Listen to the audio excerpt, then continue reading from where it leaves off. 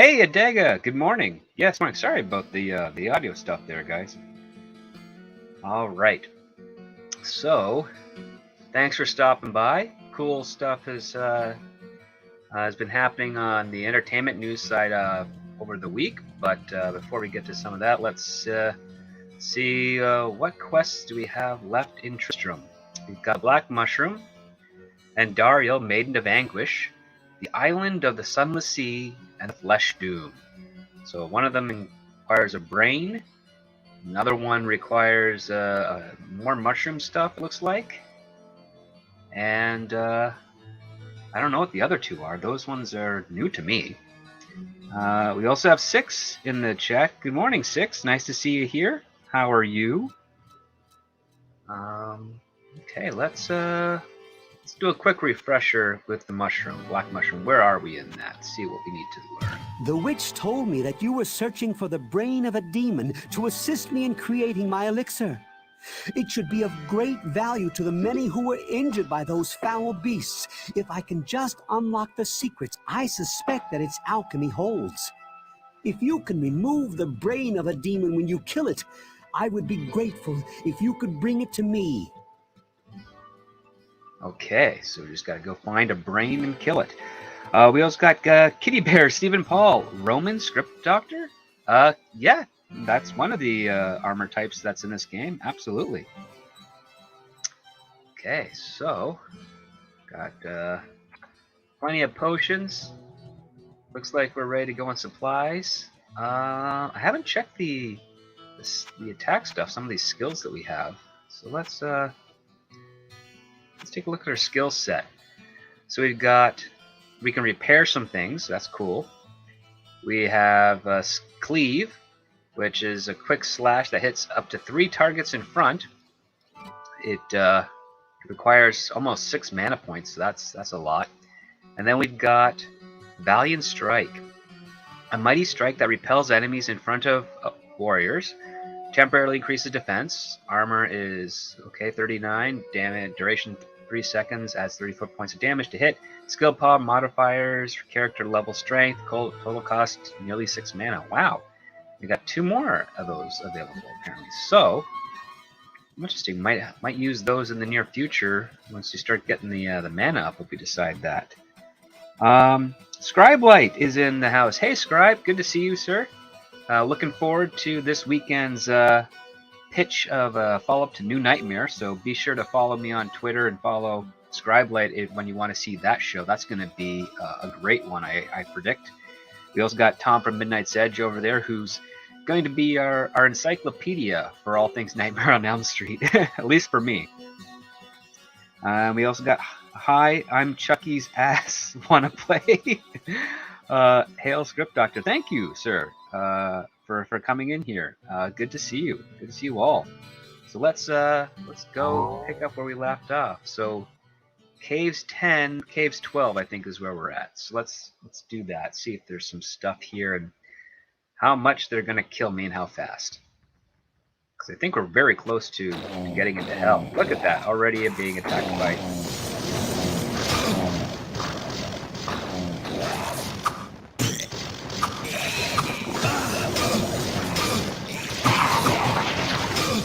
Oh my lord. Oh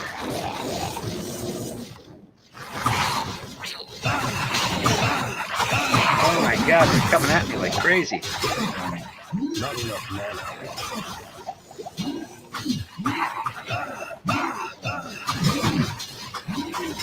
Oh, yep, lightning attackers. Okay, so I'm not the only one with that skill here. Oh, I got a brain though.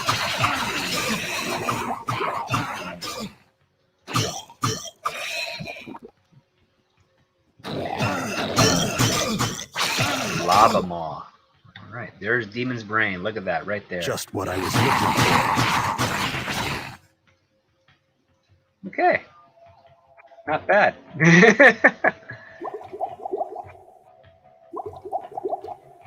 Little shocky, but otherwise pretty good. Not bad. Not bad for taking a few days off. Okay. Got the quest for the Demon's Brain. So before we bring that to Ogden, let's figure out what's going on here. Book of Telekinesis. Ooh, nice. And hey, we have Mr. Tickletrunk in the house. Good morning. Good to see you here, buddy. It's, hope everyone is having a good week. Got Halloween only 6 days away. Is anyone going to be?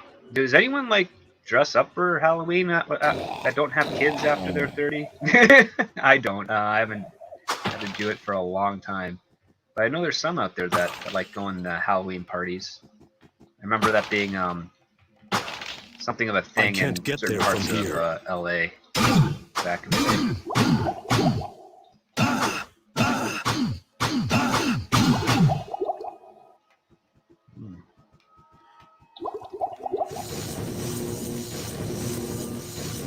Not enough mana. Wow, this is a tough guy.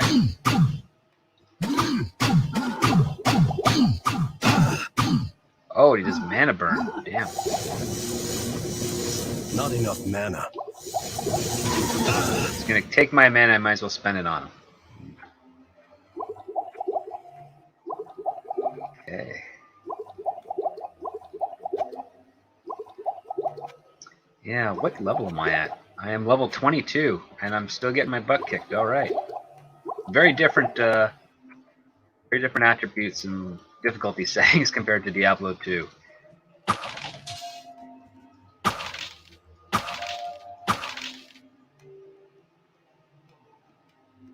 Mr. Tuckletrunk, you need to turn the game down to 2/3 current volume. Oh, okay. Let's try that. All right, let's see how that plays out. Sorry about that if it was a little bit too loud for you, gentlemen. Oh, and ladies. Let's see here. Whoa, whoa, whoa.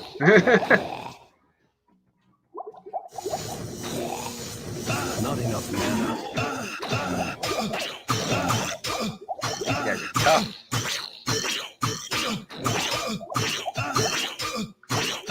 Not enough mana. Ah. Not enough mana. Oh my god. Not enough mana. Not enough mana. Not enough mana. Oh my god. These bastards are super difficult.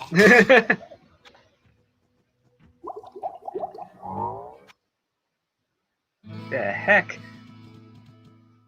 They were seriously OP. Mana burn and everything else. That's not fair. That's a little much.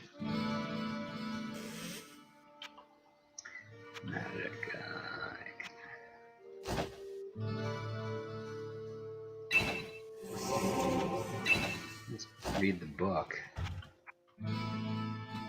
All right, let's at least drop off the brain.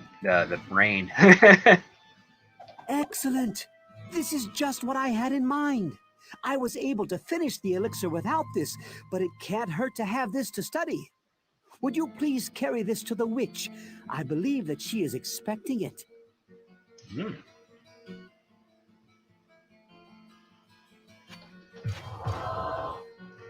Before we do that, I need to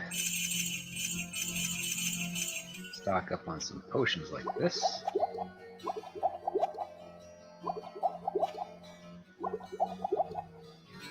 The Spectral Elixir, only available to current character. Right-click to add 3 points to a character's base attributes. Oh, wow. I could give that to the witch and not get 3 points to all my attributes. Huh.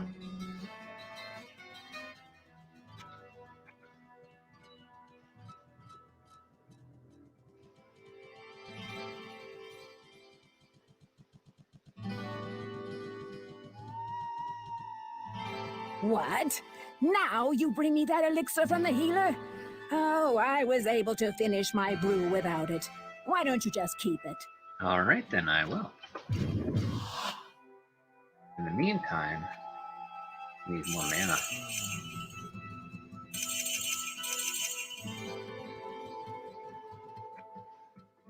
Okay, so let's see.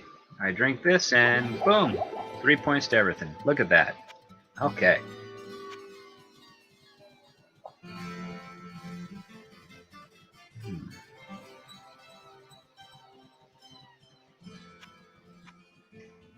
We get some more health potions if they got those mana burn enemies down there too. What ails you, my friend? There we go. Well, let's see what Griswold has. Whoa, what can I do for you? Nothing too great. Let's repair some stuff. I've got 96,000 gold pieces so far. That's way more than I was expecting.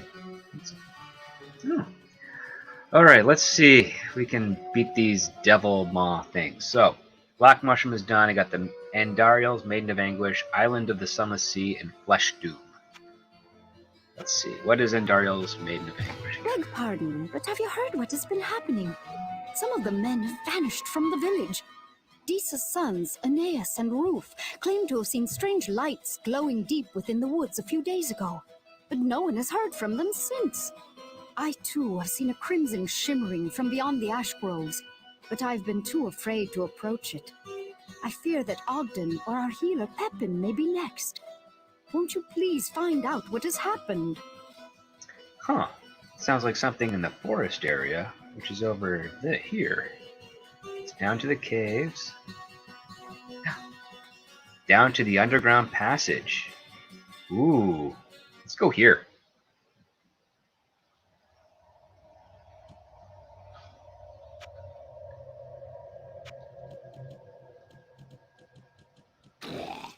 Oh, more spitfire guys. At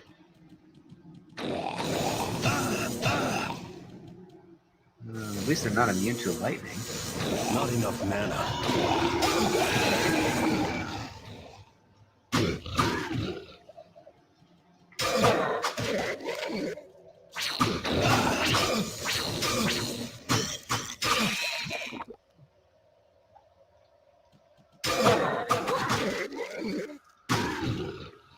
Cool. Oh, there's something over here. Star of some kind. Okay. Okay. So we're in the forest edge. Okay. And we got Tommy and the Guinea Pig Collective here. Hey, how's it going, man? Nice to see you. Thanks for swinging by. This is unfamiliar territory for me, so I don't even know what kind of map this is. This is part of the cool aspects of the Belzebub mod, is that you get every quest option, so this is one of them.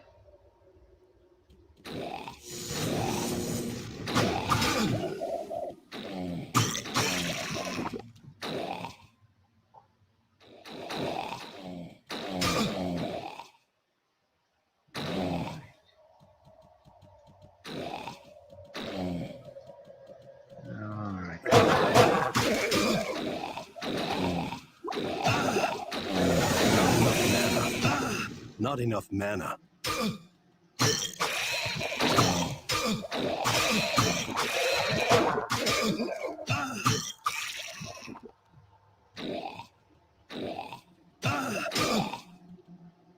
Not enough mana.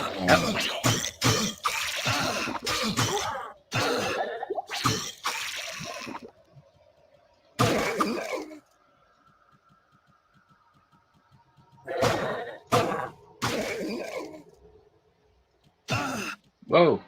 Okay, so that's not good. It does Arcane Curse reduces magic resistance for that many seconds, huh? Okay. Note to self, avoid those things.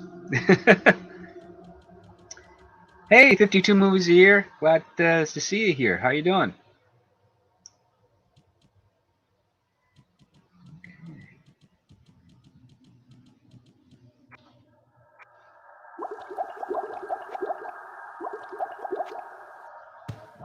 Magic. Yeesh. Okay.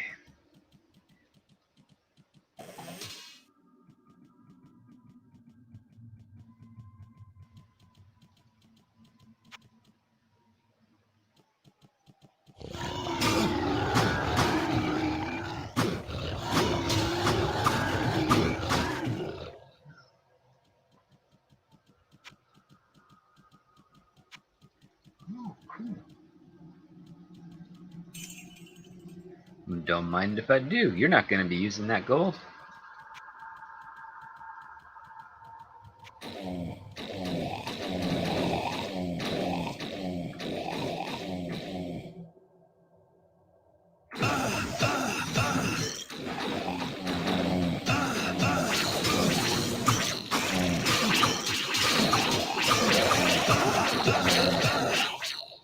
Oof.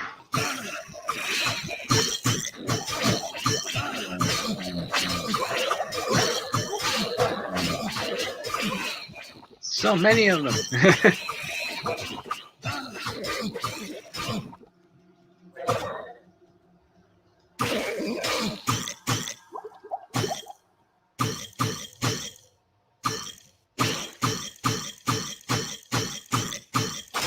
There we go.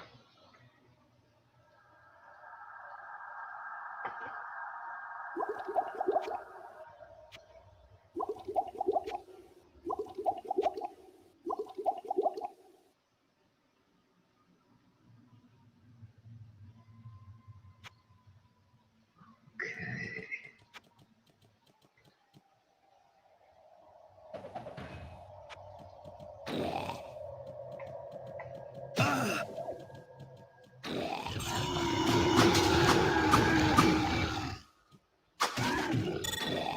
Daniel, that's good.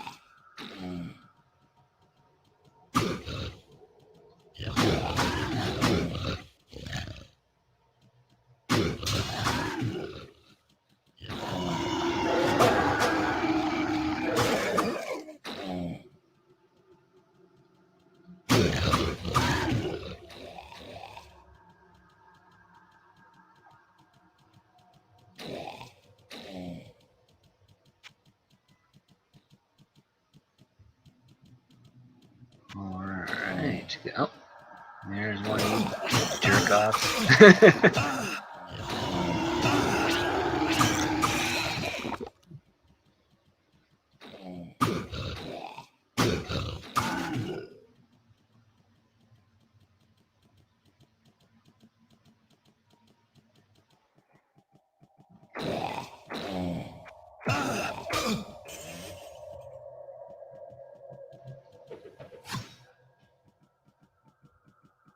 There's the bridge. Oh, a lot of them over there.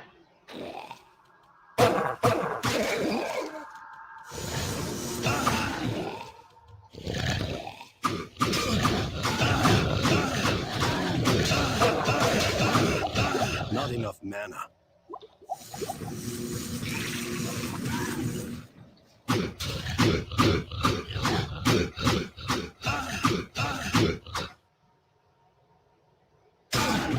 Oof. I can't get there from here.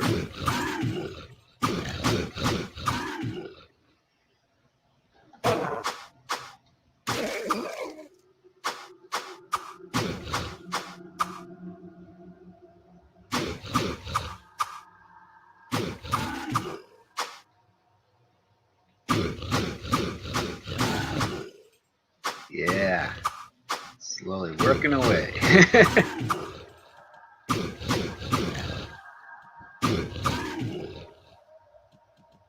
I have no room. No room, huh? Can I rectify that? Looks like I can. Oops. There we go.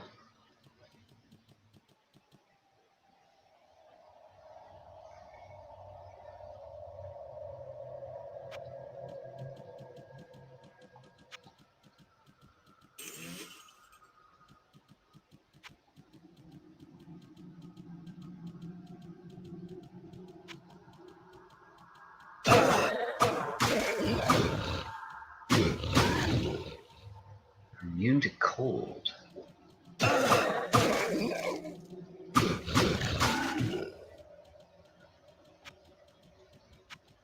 Oh, we got a cauldron up here. Whoa! What the heck? Oh my god! That is excessive!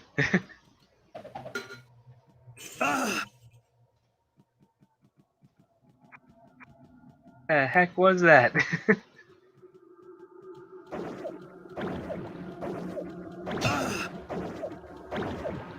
Okay, so one of them follows me, and that is the Maiden of Evil, it looks like. Okay. Not enough mana. Not enough mana. Not enough mana. Oof. Cripes. A lot of them.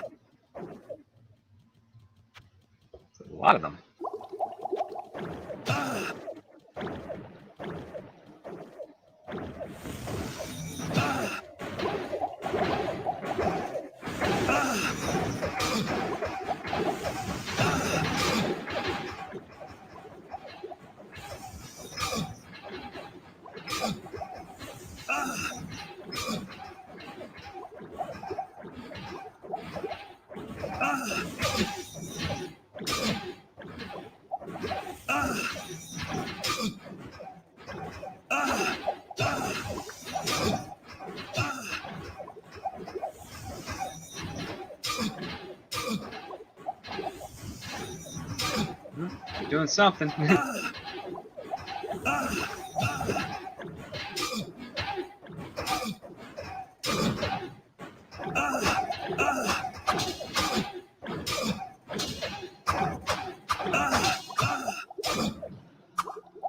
Ooh, great. Stay still. I'm trying to slaughter you. No more men to their deaths. Ooh, and I got a unique amulet out of that. Cool. The two-handed sword. All right.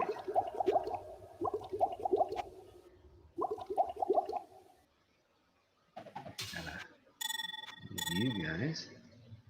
There we go. I'm gonna come back here and clear this out. That was cool. Crazy she had a spell that could follow everything I had. Hello, my friend.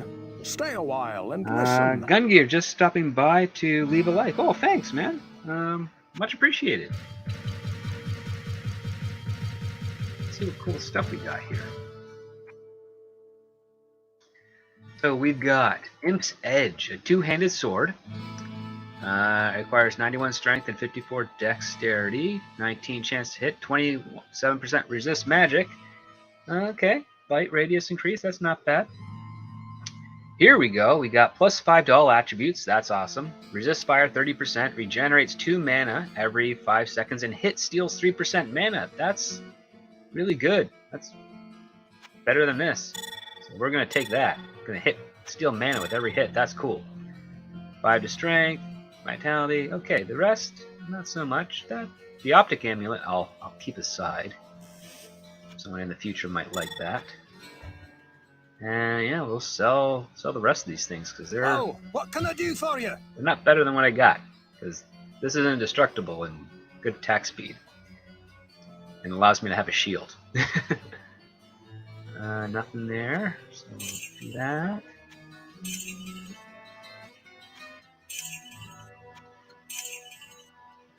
Okay. Any maces? Ooh, 15 to strength on a mace, but a flail. Nah. +9 to all attributes. 83,000.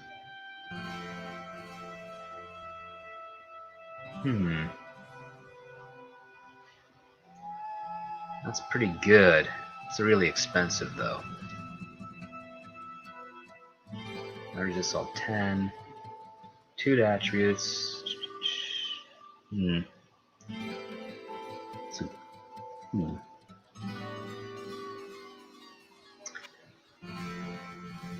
Let's see what she has to say. Demons that assume the form of beautiful women, you say? That's horrible. Thank the light that you solved this mystery before any more of our men were lured to their deaths. Thank you for keeping us safe from the powers of darkness once again. That's it? Just her thanks? I don't get a trinket? Son of a gun. It's almost not even worth it. Alright. Ooh, read that. Neil's in the chat. How you doing, Neil? He asks, have you ever seen a film channel called A Closer Look? He's got a good video essay on why the magic fails in Doctor Strange 2 and how it and the rest of the MCU lacks rules for its magic. Interesting. I will have to check that out. It's a good reference for me because it makes me figure out what not to do with regards to magic. Yeah, magic is a touchy thing to balance in your stories. Anything that requires, whether it's science or magic or code of ethics or what have you, you need to make sure you really understand the rules that you have to understand and create your own rules and be consistent with them in order for you to really sell you, my friend? Sell the concept of it to be believable for people.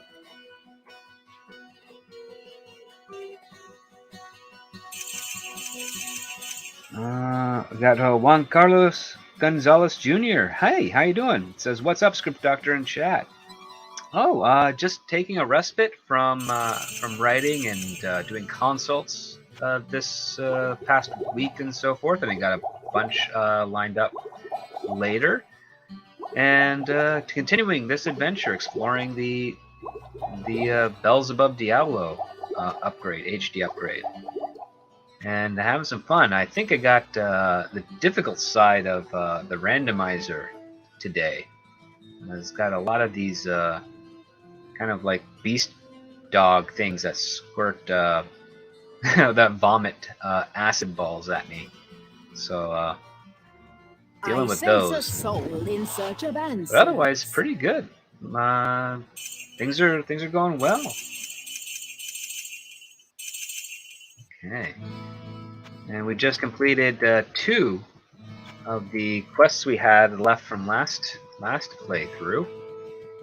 And we're going to just clean out this new area that I've never seen before, which is with the Andariel stuff. Maybe get some maybe find some goodies here, and go back into the depths of hell, so to speak. And see what other things are in store for us.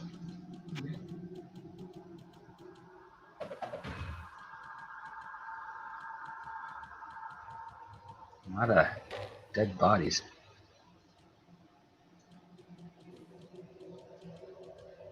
Oh, I can't.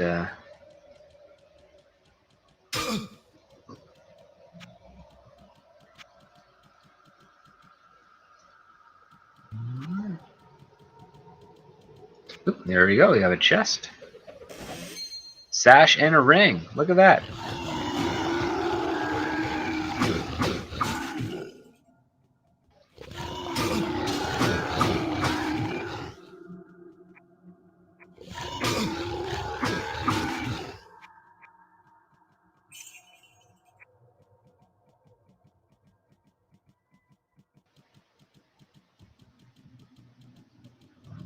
Okay.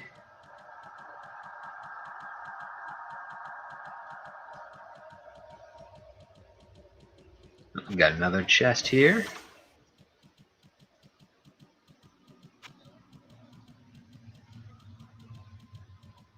And a whole other section.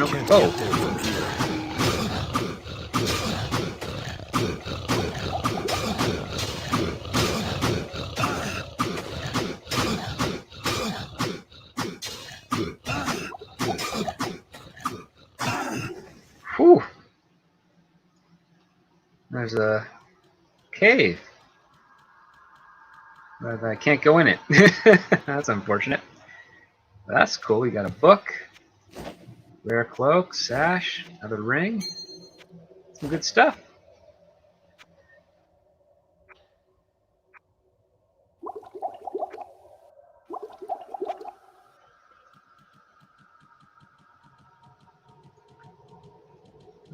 And some No chest? No, nothing.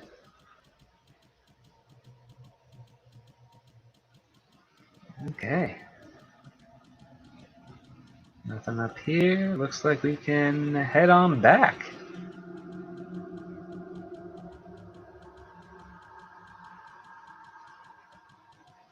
If there is a way back.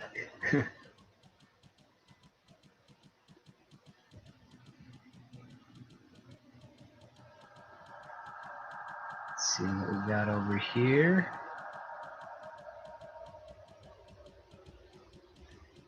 Back to Tristram. There it is. Look at that.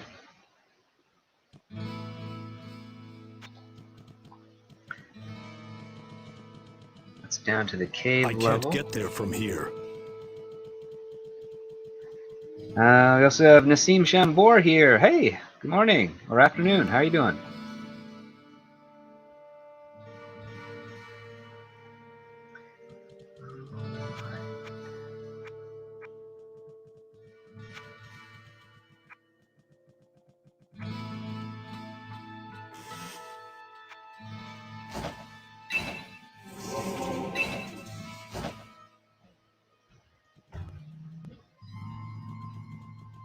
Hello, my friend. Stay a while and listen. -9 to vitality, 6 to vitality, -6 to mana. Well, Not very what can I useful do for things. Okay, well, you there, you there, you there. All right. Let's wonder where is that? There's the gambler guy. Let's see if he's got something that and it's not too crazy. Ooh, he's got plated belt. 58,000 gold pieces. That's half of what I got. Doesn't seem all that great. Let's see if there's another. Here we go. No armor better. Okay. Ooh, got a hammer. 55,000 for a war hammer. He's got a bunch of them. Ooh, look at that scepter. That's I don't have the strength for that, or any of these actually. So I'm good 25 points away. Okay, something to think about later. For now, let's see the next two quests. We've got the Island of the Sunless Sea. So let's hear what that is. Hey, you there.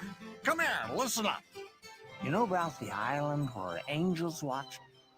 Pick the right rocks, but you better shield your eyes. Shield everything. I know, because I've been there, and... Ale. All right. And the Flesh Doom is some sort of sword, I believe. So let's get out of here by the skin of our teeth.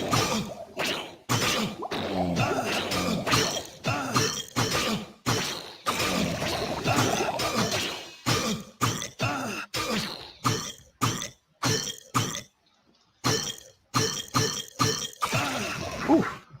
Those are tough guys.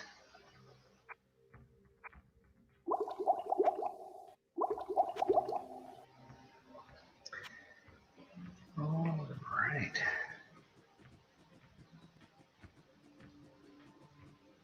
Got a book over here. And these clowns.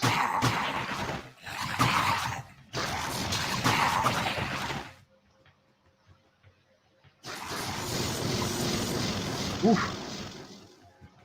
Everybody's hurling lightning.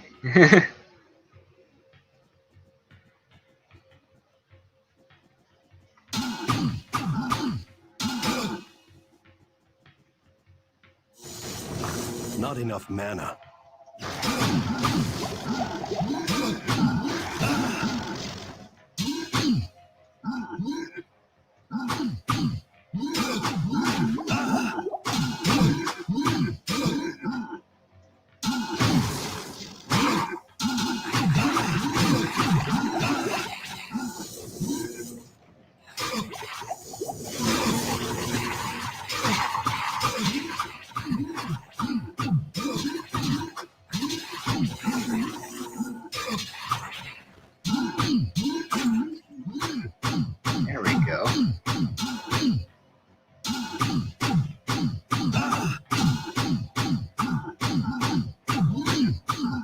Look at that. Mana and health are slowly going up. If he doesn't hit me. It's a good amulet to have. Okay.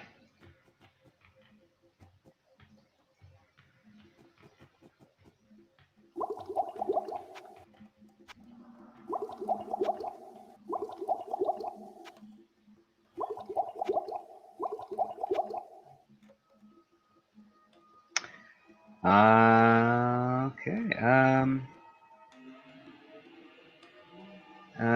52 movies a year. What's your thoughts? Picard season 3. Do you think even if it actually good, people will watch? Are you going to check it out? I don't know yet. I've heard positive things from Robert Meyer Burnett about the show. It could be good. There's always that possibility, but at this point, it's there's nothing to make it worth watching. I mean, it existing isn't enough anymore. The trailer does not look like it is. I mean, it does have interesting characters being brought back. Not one of them is unfortunately not the one that I would really have liked to have seen Sela come back. I think she. That's Denise Crosby's character. So it came to be that the 3 prime evils were banished. Oh, we've read this already. Sorry. Yeah, it's. I mean, too little, too late. At this point, I might just check out the pilot for curiosity's sake. But other than that, I'm not really interested. Season 1 of Picard was atrocious. Season 2 did manage to get it worse. Yeah. Even though Terry Metalis is wanting to use the original crew and play with those toys in that sandbox, it's not enough for me, at least. I think the trailer leaves much to be desired, and I don't see anything curious. It seems like it might be far too personal. Like it feels like a this time is personal type of season, which is a fun cliche to have in certain franchises in Star Trek. It's really hit or miss. It worked well with Khan. They tried to repeat that with Nemesis and really screwed the pooch there. So, I don't know. I don't know yet. I don't know. I mean, if it is good, or at least if the pilot's good and holds me interest, I'll probably continue watching. But, again, I don't even know if I'm going to see it when it drops right away. I might. It all depends on my schedule and how bored I am.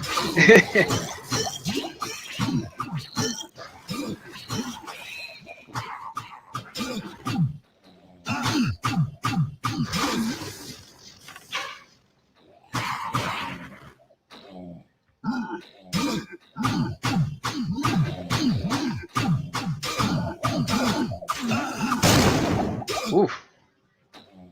Lightning.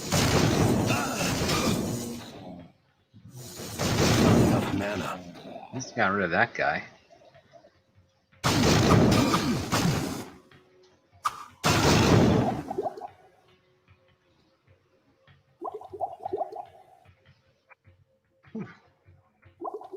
Okay.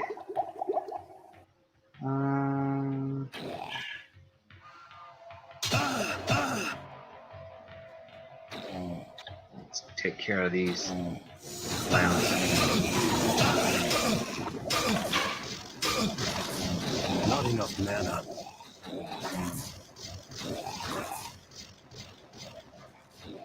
Come on. Oh, I don't want that. That turns everything into rejuvenation potions.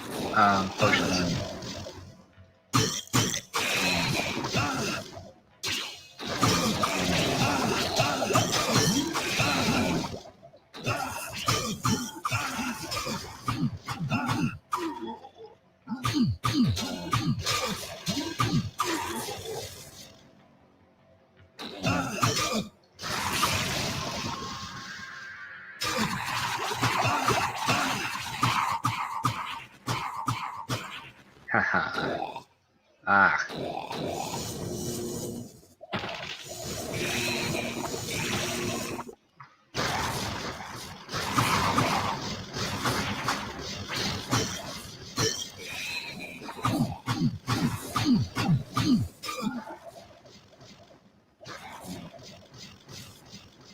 Why won't you die? There you go.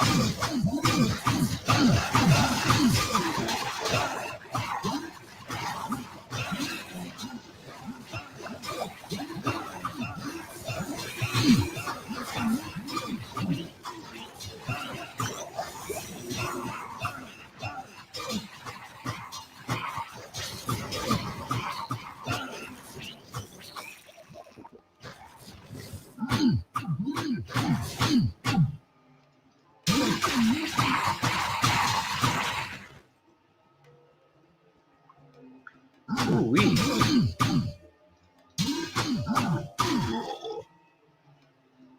Come on.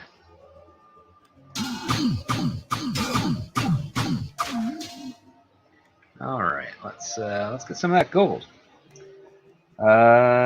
Neil asks, is Hollywood hesitant to invest in duologies?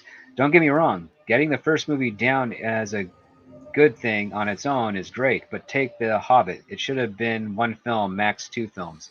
Yeah, I agree, but one of the curses of Hollywood is that you follow the successful patterns, and I think from their perspective at the time when they were looking at The Hobbit, they were thinking, well, The Lord of the Rings was a trilogy, and we're doing the prequel story to that, so that has to be a trilogy. That was their logic. They wanted to try and get 3 movies out of there for 3 times the profit. Sometimes a story can allow for that, and most times it can't. And it's not really Hollywood in general, it's who's in charge of that property at the time that's making the decisions. Hollywood is really just a location, or actually a collection of locations, because there's North Hollywood, East Hollywood, South Hollywood, West Hollywood, all that stuff. But it's all really up to who's the producer in charge at the time. What do they think is the best course of action? And it's not always the right one. Not every producer is infallible. The best ones know that. the worst ones don't, and you can see the results quite obviously from that.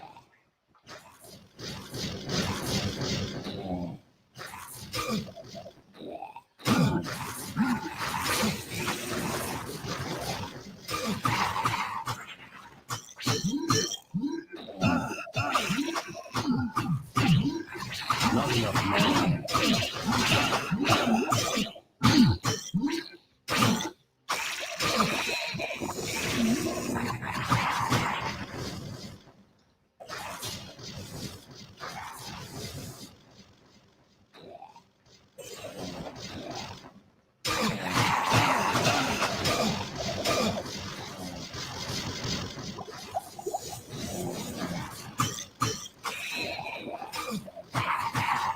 Not enough mana. Not enough mana. Not enough mana. There we go.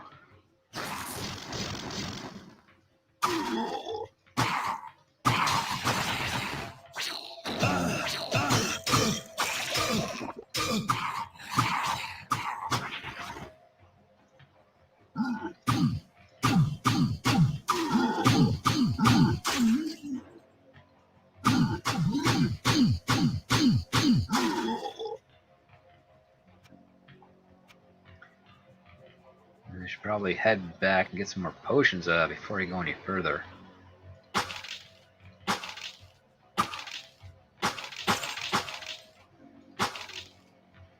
Let's do that. Let's see what's going on. And we got, hey, Rod Thunderheart's in the house. How you doing? And he says, Diablo kind of reminds me of Final Fantasy Tactics. I'll have to take your word for it, because I can't remember playing Final Fantasy. I think I played it on the classic Nintendo. It's a long time ago. Hello, haven't my haven't friend. played any Stay of the a other while ones. and I've seen listen. some footage of some of them. I know it's quite a popular franchise. Just not anything I ever picked up on. Well, what can I do for you? Alright, let's pause you guys off.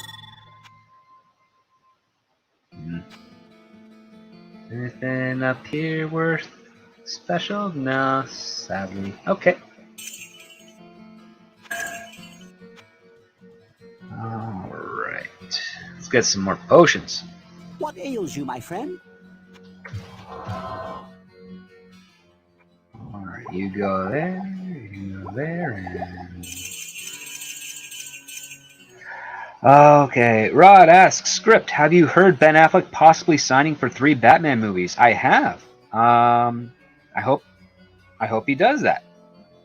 I had no problem with Ben Affleck playing the role of Batman. I hope that in those 3 movies he actually plays Batman instead of, you know, Frank Miller's take on Batman, which is a boring derivative take at this point.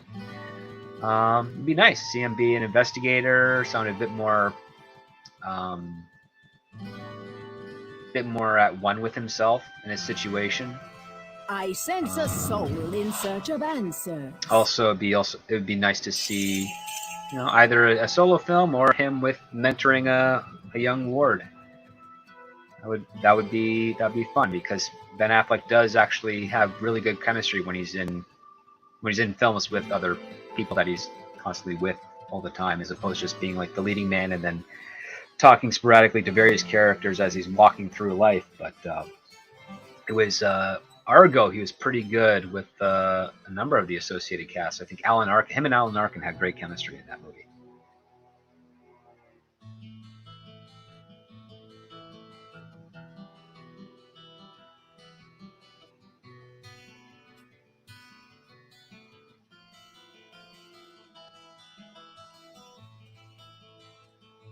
Juan Carlos Gonzalez asks, Script, are you going to live stream the new Ghostbusters game? Nice to follow up your other Ghostbusters video game stream. I would love to. I really would, but I don't have a Windows 10 machine, so I cannot play it at this point. That's not to say I won't eventually get a computer upgrade sometime. I don't know what my schedule is in regards to that. It all depends on if I sell 2 scripts in the next few months. If I sell 2 screenplays in the next few months, I'll be able to afford a new computer. And yeah, I'll probably have that operating system, or whatever the most recent one is at the time, and I'll be going from there. But for now, yeah, it's not in the cards yet. But I do really want to play it because it looks like a lot of fun. It looks like the Ghostbusters game. A lot of us fans have wanted for, since we knew the possibility that a game could be made of Ghostbusters. So I hope that we get one of that soon, or at least I hope that that's what it ends up being, and I hope to be able to play that soon. So if you're a praying person or have this good vibes, send them my way for the people that are looking at the screenplays I've written to want to commit to them and buy them. Or option. Either way, it'd be nice just to be able to have fun with that.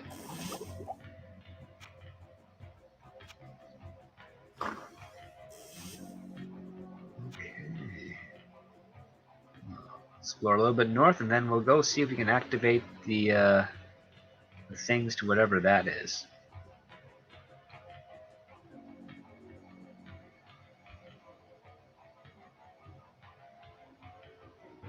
War Monkey says those Ghostbusters streams were fun. I never played it, so it was awesome to see the story unfold. It was a good story. I really enjoyed it. I liked that it kind of sort of wrapped some things up from the first movie, that, or at least they introduced new ideas that didn't necessarily need to be wrapped up, but they were there. They were fun, and I liked what they did with it. I liked the fact that it for the people that were playing it, they were able to participate in some similar events that happened in the movies that they loved, as well as see a new story. I think that was really cleverly done. Had it been a movie that repeated that, I think people would be a little put off by it, because you're seeing kind of the same beats play out. But for a game, I think it really did what it needed to do for the people that liked Ghostbusters and for anyone that wanted to get involved in it. It was all there. I think, yeah, great, well, smartly done.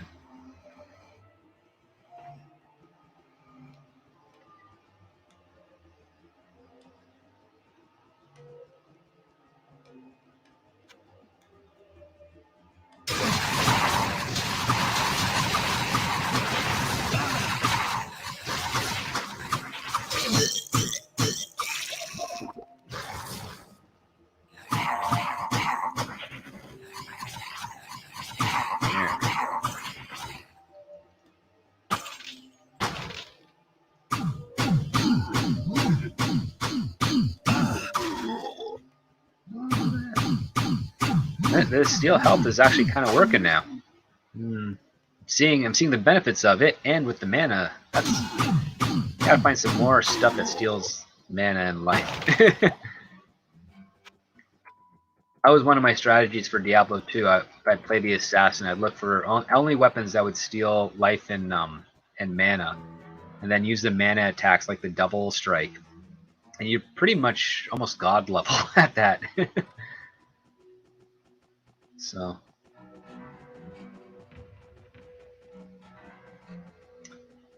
Alright. So let's go figure out this thing. I know you gotta stand on these guys. Just don't remember which order.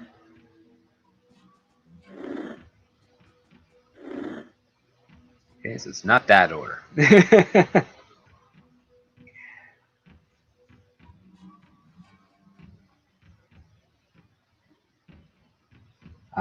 Rod Thunderheart, good luck, script. Yes, I'll throw prayers and positive energies for your scripts getting picked up. Thank you, much appreciated. I really hope that is the case, and that it gets produced and released for everyone to sit back and enjoy. That's the best part. I mean, the money is nice, but also with the fan interaction and reaction to stuff that you've made is really the best. Neil says, seeing Ghostbusters succeed with Afterlife is great, but it pains me to see Men in Black be in the gutter because the latest movie was bad, and I just rewatched the animated series, which was great. Animated series was a lot of fun. Yeah, I dug it too, because it was you know, K and J doing weird stuff all the time.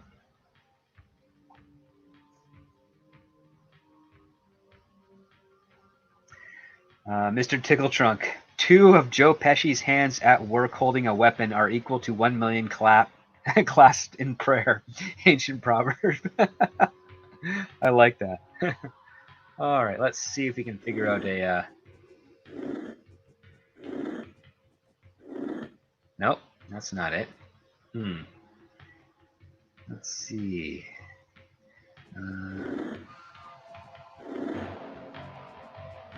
There we go. Island of the Sunless Sea. There it is. Okay, let's head in.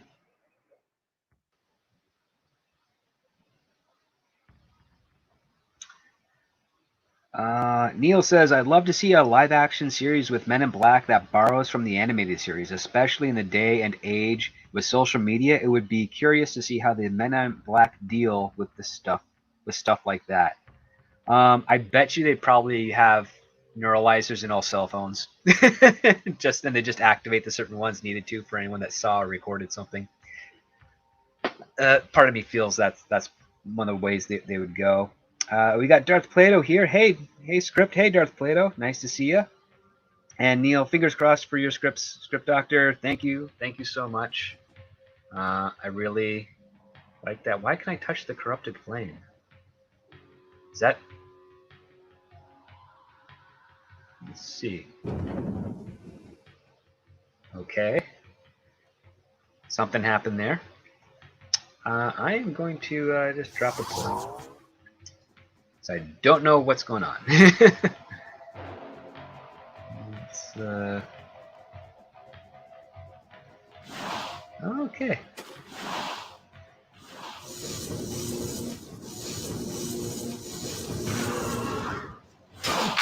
No. Ooh, they really steal life.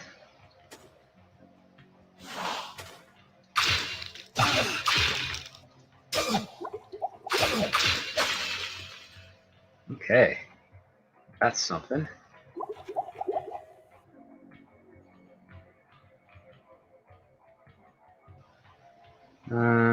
Did I uncorrupt the flame? I don't know, maybe.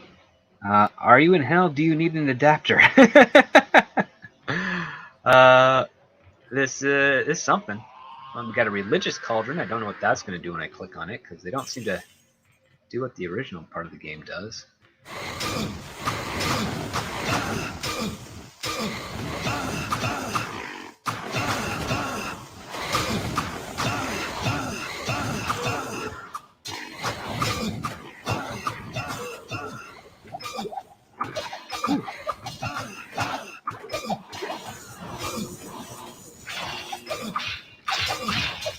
These things fight fast and dirty.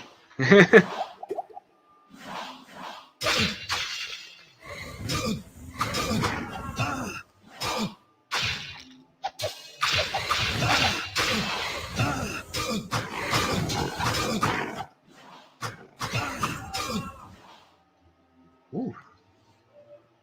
This is a weird level.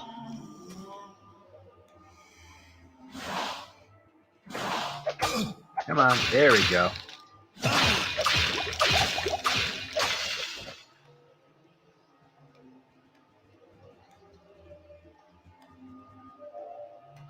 Let's restock here.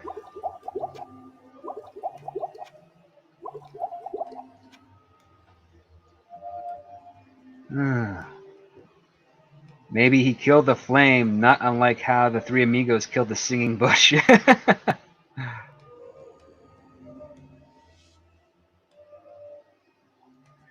Okay, let's what does this cauldron do? What does the religious cauldron do? Let's see. Time cannot diminish the power of steel. Oh, it repaired all the durability, I guess, of my stuff. That's not bad.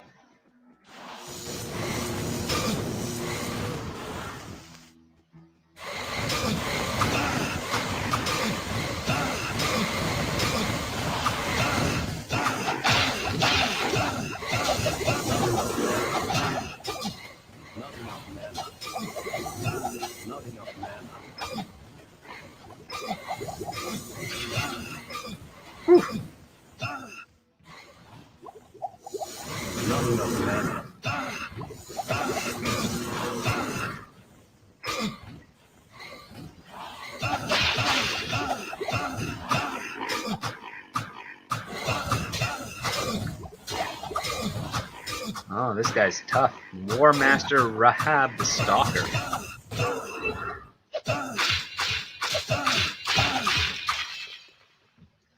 Whew.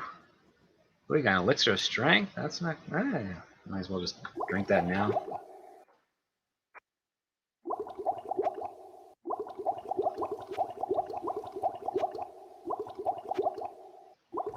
Okay.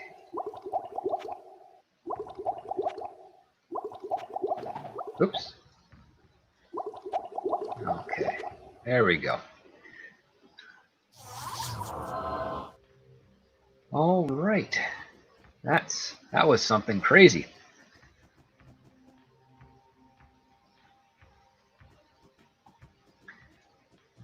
Okay. Gold is good.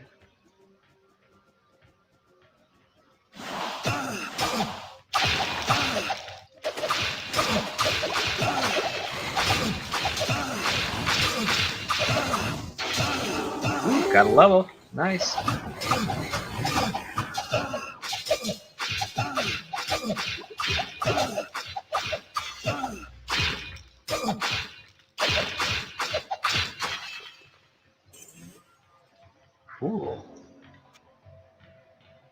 Alright. What do I want to do?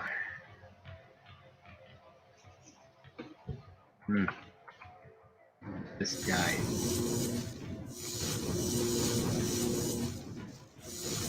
There we go.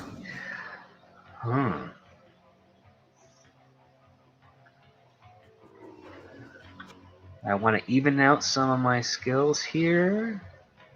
Strength to 65. And, yeah, 1 to vitality. There we go. Ooh, we got some books. Okay. Come on. Keep this guardian up. Here we are. Nice.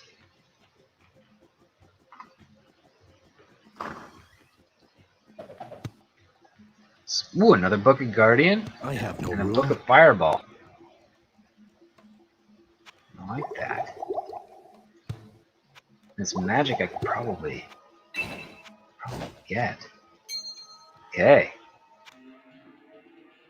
That's good. I can use more Guardian. The more you learn that, the least amount of mana it takes. Not enough mana. A lot of ice.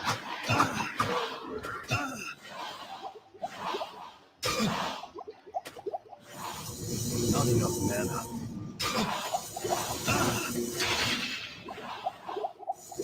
Not enough mana.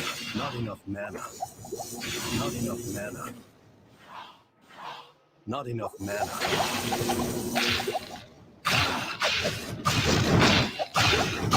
Ooh, jeez.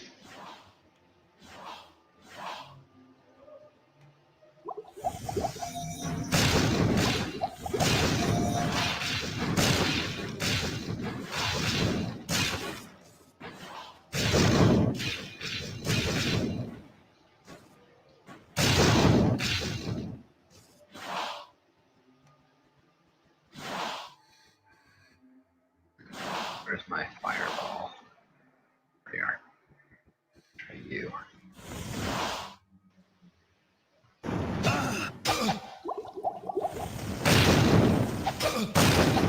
Oh, he got me. It's a fast one. Alright, let's go back in town. Get some potions. Identify some stuff. See what we can do. Hello, my There. friend. Stay a while and listen.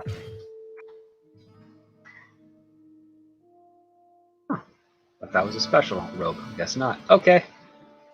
Well, what can I do for you? -1 to magic. Nah, it's nothing good. Nothing here. Alright, 1 to magic, hit points. Regenerates 2 life per every 5 seconds. Ooh. That's not bad.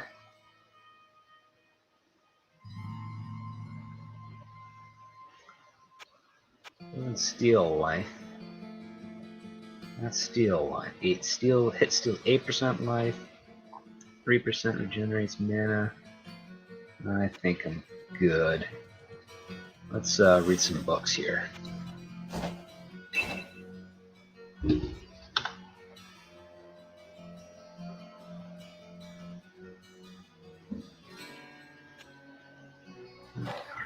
You're 11 in magic, so.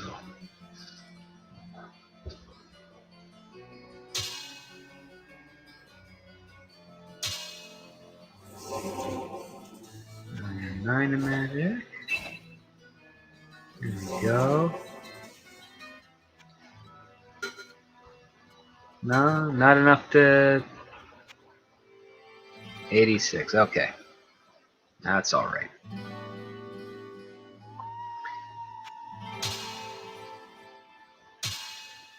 Okay.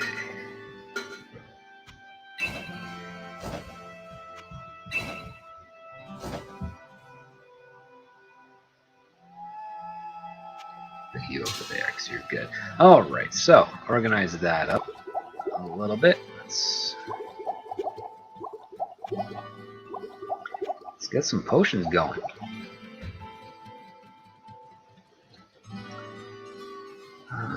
Okay. What ails you, my friend?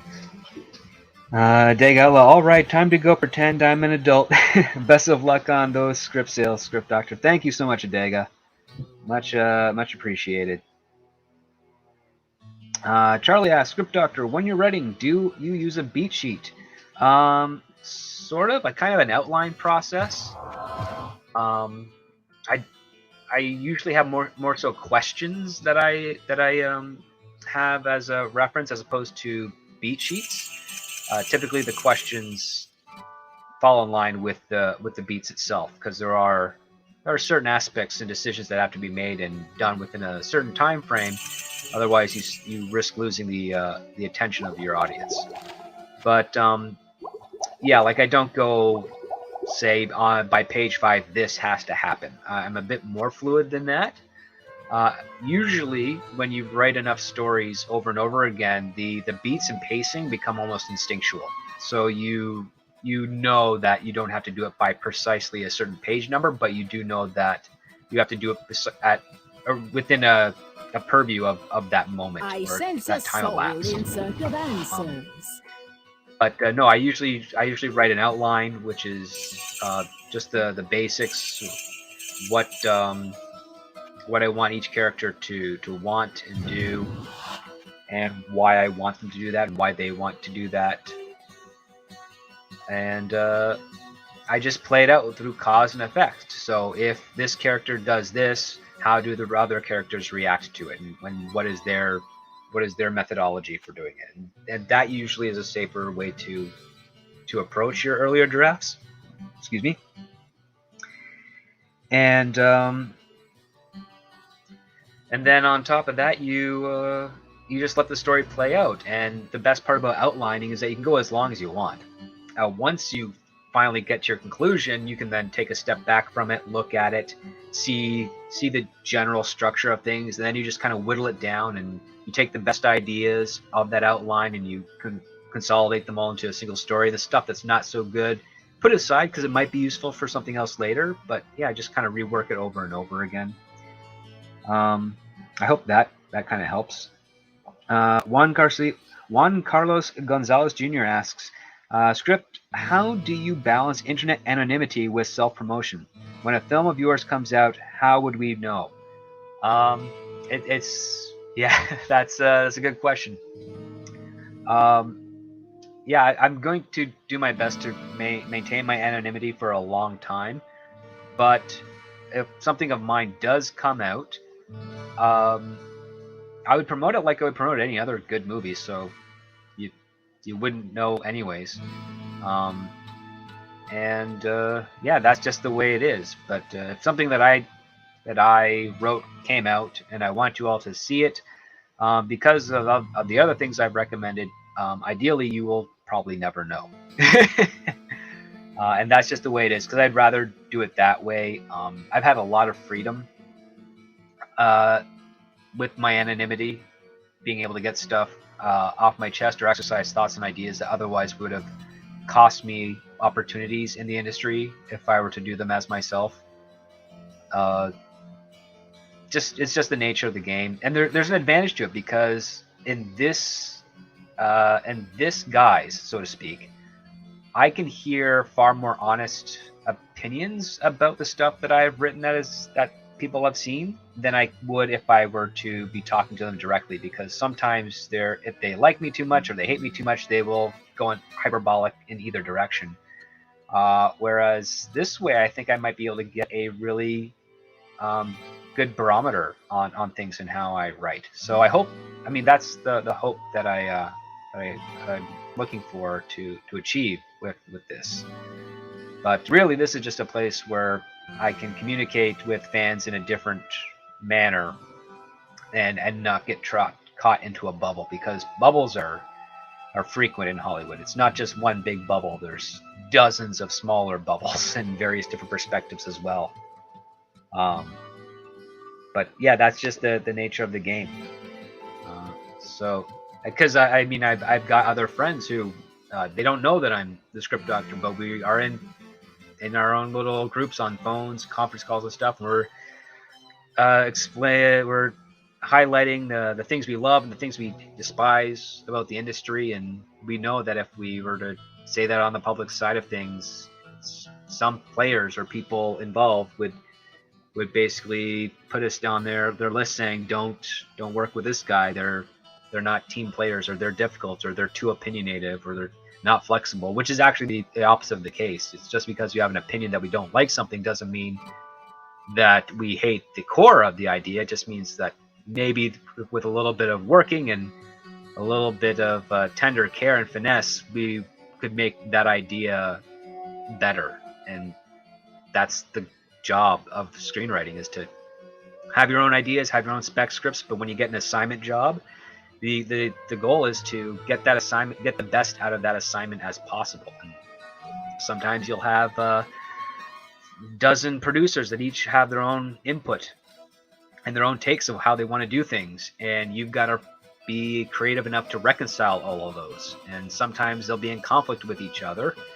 The smart person, the ones that I've seen from most experienced screenwriters, usually try to get the two different producers that have conflicting ideas in the same room together to talk about those ideas, so that those two argue it out, and you as the screenwriter don't have to worry about it. That's usually the most tactful way of doing it. But otherwise, yeah, it's just the nature of the industry right now. If I were older, if I had more money, if I I've never been here before. had more credits, because I have a number of credits, but not as many as I'd like. Bad negotiations prevented me from getting certain credits on things that I've worked on that I otherwise should have fought harder for, or had, or basically told my agent at the time to fight harder for. But regardless of that, it's like I'm not in the position where I could publicly, as myself, do say the things that I say, or make the choices that I make. As a script doctor, it would not work out. So yeah, so that's why I've got this little outlet. It does what I need it to. I like it.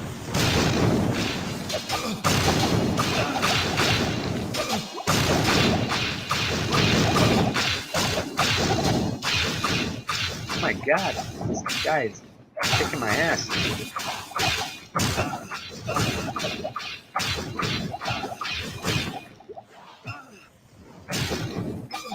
Run away!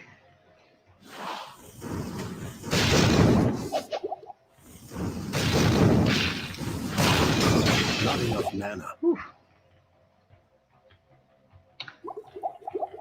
That took almost all of my potions. So yeah, I hope that answers the question. I do foresee that eventually, years to come, someone's going to figure out who I am and go public, and maybe they'll have evidence to prove it, maybe not. Either way, I know it's really just an inevitability, but I think that it's my personality and my work ethic will speak more to that thing at the end of the day than the other status aspects of it, or the craziness that comes with working in this industry.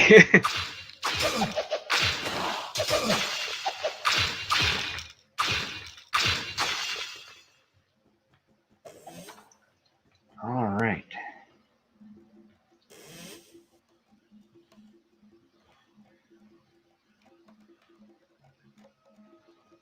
Let's see. War Monkey, you have the same exact reasons as Superman, which is why he disguises himself as Clark. I will say this: this type of aspect has really given me a great insight into the secret identity concept, and it also has shown me how, yeah, glasses are convincing enough for a person to not really know that you're someone else. It's really, there's so many other variables within human beings, and the concept of doubt is a lot stronger than we care to admit for ourselves. I'll put it to you that way. Yeah, I find that very fascinating. and it gives me something more unique. If I were to ever be fortunate enough to write a Superman script, I would have a lot of fun with the Clark Kent secret identity Superman dichotomy. It not just from Clark's perspective, but also with Lois trying to figure it out and having her get really, really close, and then that one trick or aspect that reinforces the small doubt nibbling at the back of her mind. She's like, "Yep, no, I thought it was Clark, but no, it's clearly not," and the dramatic irony that comes from that. And I'd do it more as opposed to making Clark kind of like the feeble, clumsy guy. I'd make him a very confident reporter that can match wits with Lois, and who understands the values of the responsibilities of the job, the way that she does.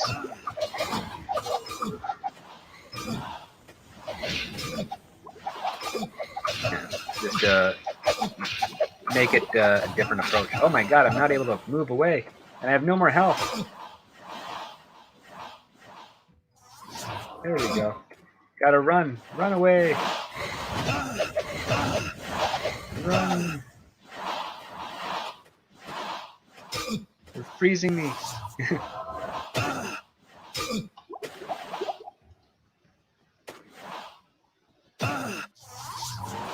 Return. Go get some health potions, my warrior.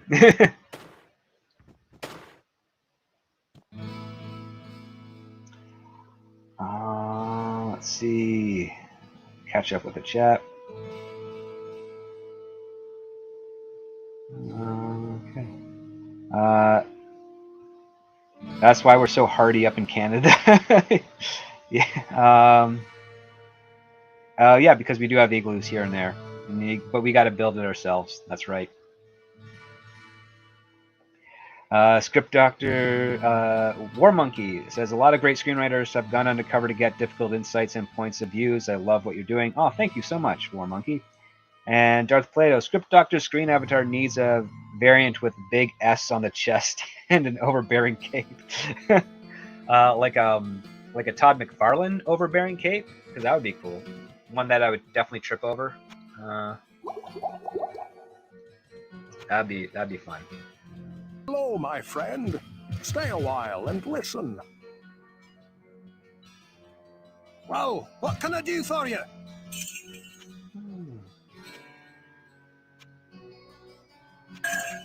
What ails you, my friend?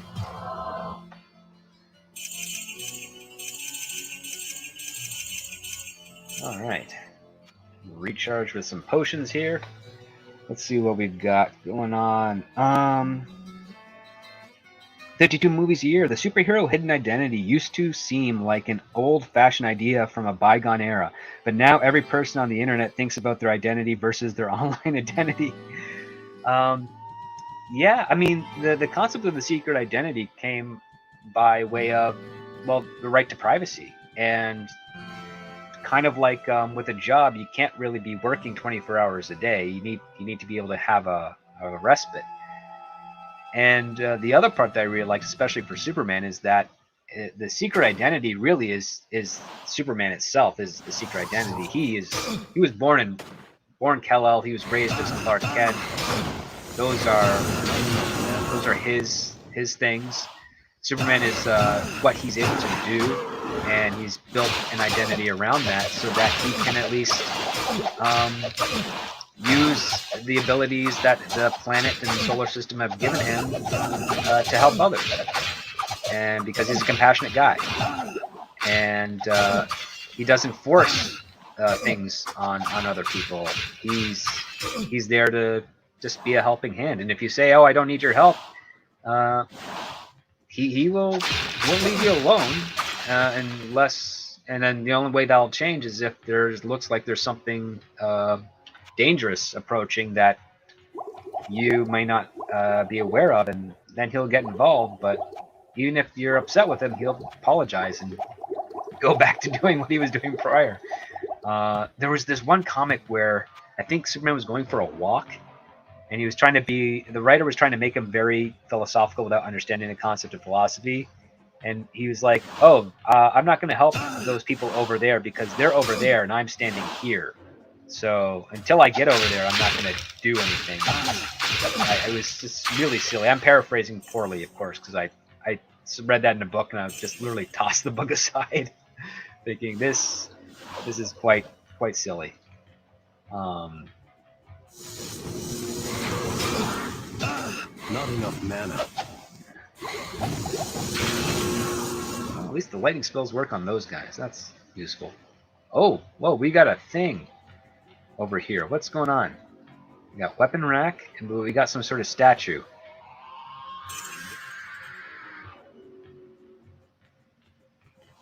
We got that thing.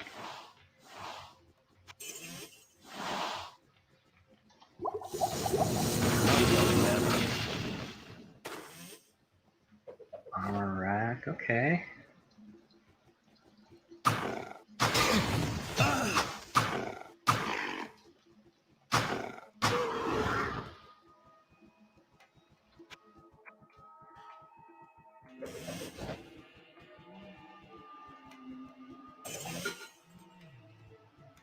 Okay, something. I've played enough Diablo to know that there's something up with this thing. Alright. It's probably gonna hurt. Oh boy.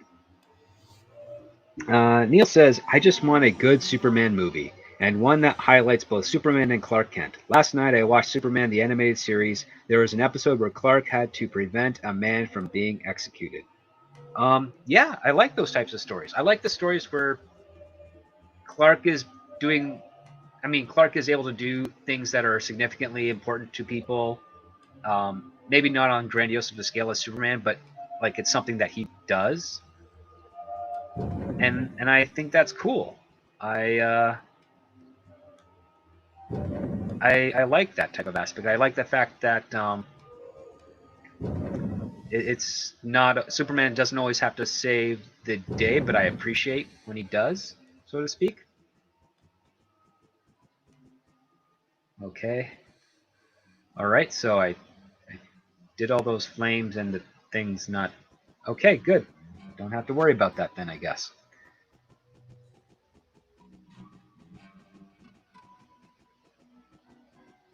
That was creepy. I was worried there.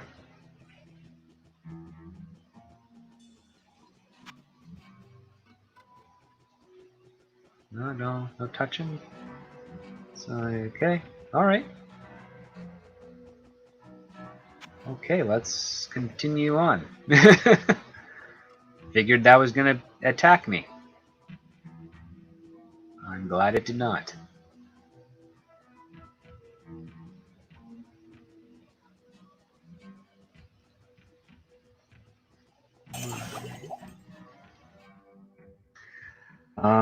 Mr. Tickletrunk, I really want Cavill to mirror Reeves' Superman, or I'm walking. I think Cavill wants to mirror the Superman we saw with Christopher Reeve. Makes sense. I mean, he did a very iconic role. Every actor that I met that worked with Christopher Reeve at the time, who also did like any one of the Superman films, would all say, like, as soon as you put on that costume, you weren't looking at Chris anymore, you were looking at Superman. And sadly, I didn't get that with Henry Cavill's performances in the movies with which he's given the title of Superman. I don't think it's beyond him. I think he's got the skill set for it, and I think he's got the charm for it. But it all comes down to the script and how he's being directed. Because he's an actor, he's a professional. Even if what their take of the character might be the correct one, the director's got enough control, or the producer has enough control. They don't get to do that in a way that they might want deep down. It's just the sad nature of the industry. Not enough mana.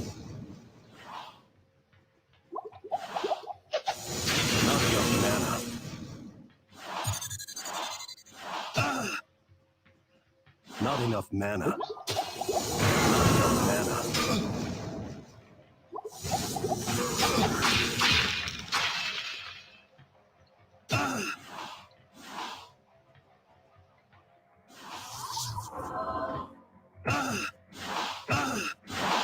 another corrupted flame.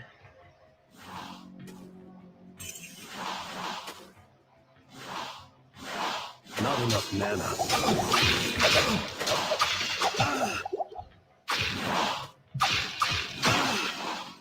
Man, these guys are...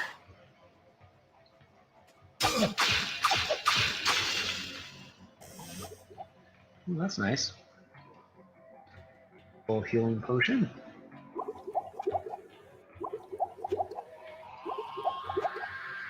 Alright. So, sorry, what was I saying? Oh yeah, so, yeah, with Cavill, I hope, since he's coming back with Warner Brothers, he'll be finally playing Superman.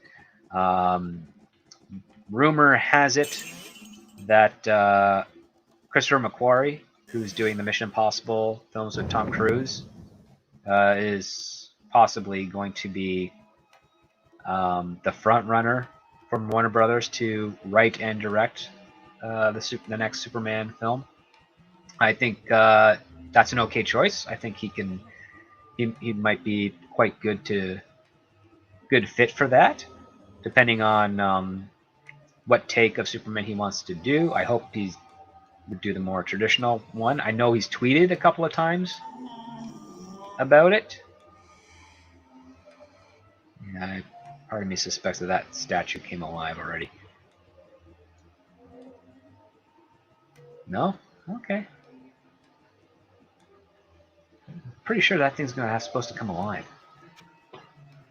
Okay, well, regardless, we'll just go off, keep searching more. But yeah, I think he's the guy that's probably going to end up getting the job, getting the gig. And, I mean, he's already worked with Henry Cavill before, so we'll see what happens. So, yeah, I think if you snuff out all the tainted campfires, the statue comes alive, so you can fight it. Alright, yeah, I just gotta make sure I find all those tainted fires. And Mr. Tickletrunk, he doesn't have to say gee golly, but there needs to be uplifting and lead from behind when helping people. Something of that nature. He should always be a voice of reason, whether he's Superman or Clark. That should be the tip-off, so to speak.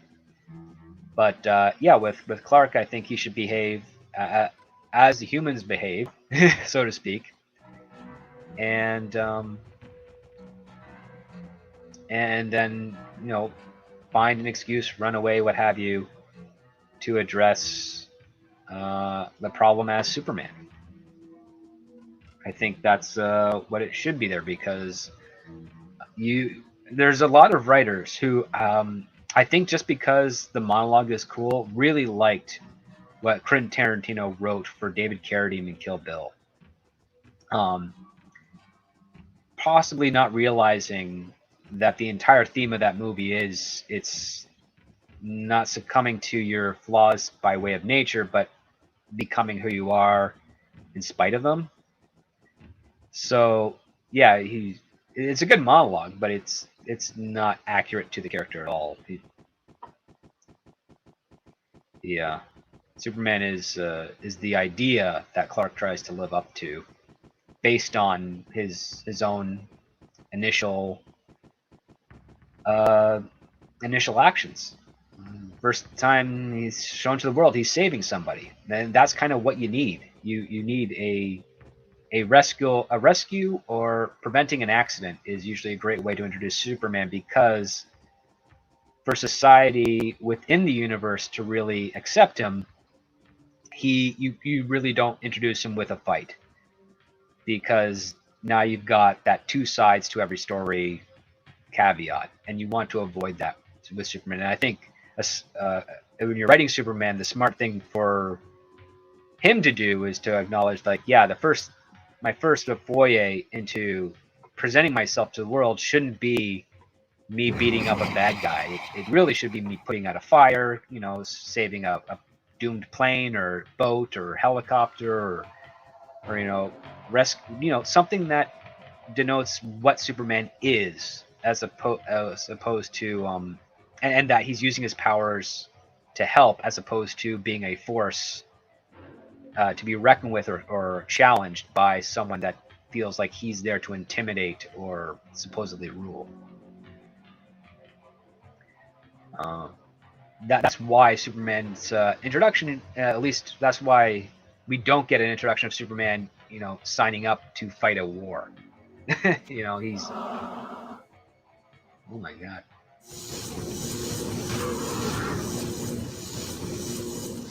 Oh, this guy's gonna kick my ass. Okay.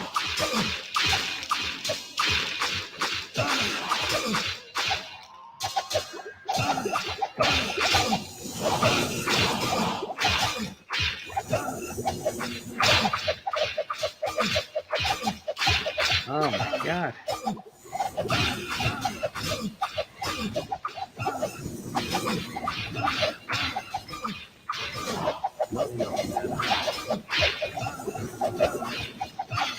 Ah. Not enough mana. Not enough mana.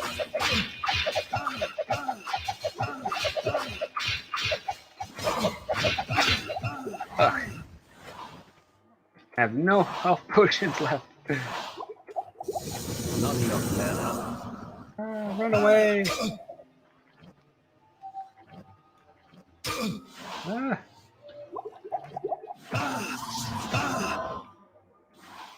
Run away, get more potions.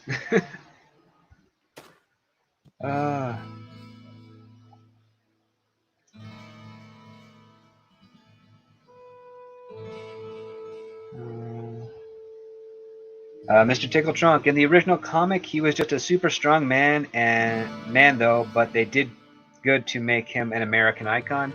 Yeah, they absolutely did. He held the values of the New World and the self-governments and independence and liberty. Hello, my friend. I'm a big fan of his original slogan because it seems less redundant, which is a never-ending battle for truth and justice. Now, I have no issues with the American way, but it seems like the American way is also about truth and justice. So you're basically saying he's fighting for truth and justice is what I see it as. But it is catchy. That phrase was actually invented by George Putnam, I believe, who wrote the radio plays for Superman, the longest running radio plays for Superman. And after the attack on Pearl Harbor, he was asked by the U.S. military if he wouldn't mind having Superman stand for the American way in response to that, and he's like, "Yeah, sure, why not?" And that's the origin of where it came from. And in the following episodes after, that's when it changed from his never-ending battle for truth and justice to his never-ending battle for truth, justice, and the American way. And it stood there for, I think, 10 years. Then they stopped using it in the comic books. They stopped using it in other media, and it wasn't used again until the Christopher Reeve film. And yeah, that's it. And the other part too is there's also rights stuff as well. So not Disney. Detective Comics at the time would sell merchandise that Superman had said "Truth, Justice, and the American Way," and it was all trademarked and whatnot. But trademarks have certain limitations to them, and so that's why they change it up every once in a while. It's more corporate than it is trying to say it's anti-American or anti-patriotic. Well, don't get me wrong. I'm pretty sure there are some people working in those characters that probably do have that perspective. Unfortunately, I sense a soul in but search of answers. in most cases, it's really just trying to make more money off of more slogans that they can diversify and exploit. I've seen it. I've seen it with that stuff. I remember when Disney acquired Star Wars, they wanted to have another slogan aside from "May the Force be with you," that involved the Force. I remember that going around. It's like, really? It's like, yeah, they just wanted more. They wanted more slogans, more trademark lines that they can do for their properties. It's just the way it is. What does this say? War Monkey. DC animated movies have had 2 now, where Superman is more akin to the Reeves version. I was shocked in the latest one where Superman says "Truth, Justice, and the American Way." Yeah, Um, yeah, it was there. Actually, that's the Super Sons one, right? Yeah, they did Superman really well there. They made him a good dad, a guy who wants to spend time with his kid, but understands the weight of responsibilities of what he has. And I really did dig that. I thought it was sweet and endearing.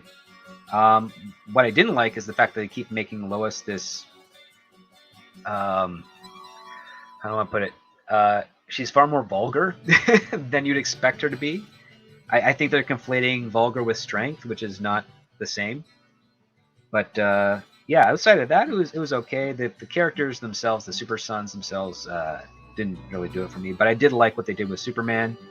What's really threw me off is the fact that the theme they used in that Superman cartoon is the opening few bars of Deep Space Nine, just twice the speed. I was like, that's a little bit too close for my liking. I mean, I'm not going to assume that they ripped it off or anything of that nature, but I will say it raised my eyebrow. Maybe just a weird coincidence, but it raised my eyebrow.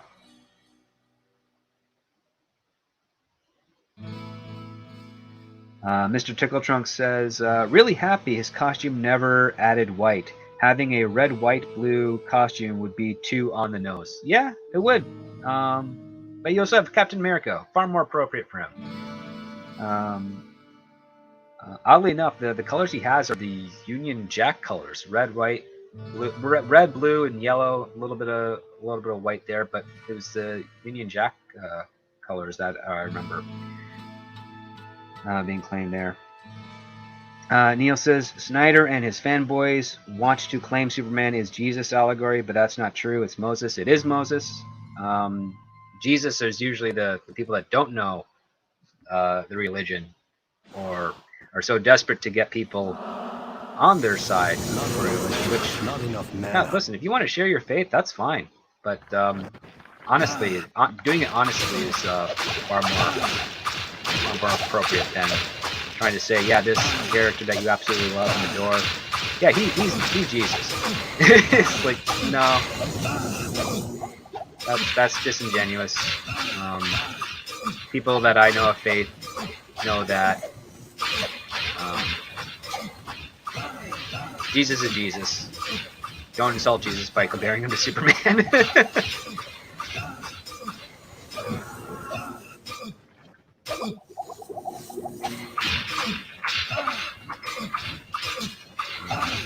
The Moses allegory is brilliant, I think, for Superman, because it's parents trying to save their child and not knowing what the future holds, and the child stepping up to do what's right in spite of what society might want of them. Ooh, we got a green ring, which is part of a set item. That's cool. And we got a light belt. Yeah, so I always think when it comes to Superman, I look at it, oddly enough, and I learned this in physics class because one of my physics teachers liked to use superheroes to highlight how physics work and how they don't work in certain stuff. And we had to do a thought experiment with any fictional character. Didn't matter to be superhero related or whatnot. But I decided to do a thought experiment with Jor-El, which is like you're a scientist on a planet and you know it's going to be doomed and you have a chance to save your child. What are you looking for? And so you're looking for, a planet where he cannot be harmed. And you also have to look at the variables, assuming that he never meets anyone. Or at least he won't be meeting anyone for days, months, weeks, years, who knows what situation, what's the ideal place you could send them, and so forth. And yeah, I had to kind of think in that abstract way, and it was really cool thought experiment because you're realizing that it's all about luck and miraculous levels of luck. That yeah, Jor-El and Lara, they found the one place where a baby, if the planet were completely uninhabited, it'd be the one place where a baby Kryptonian would be able to survive and grow into adulthood and old age. And regardless of whether there's population there or not, that would be the principal aspect of it, where the wildlife couldn't harm him or her, where they wouldn't need food because their biochemistry allowed them to absorb and get nourishment from the sun.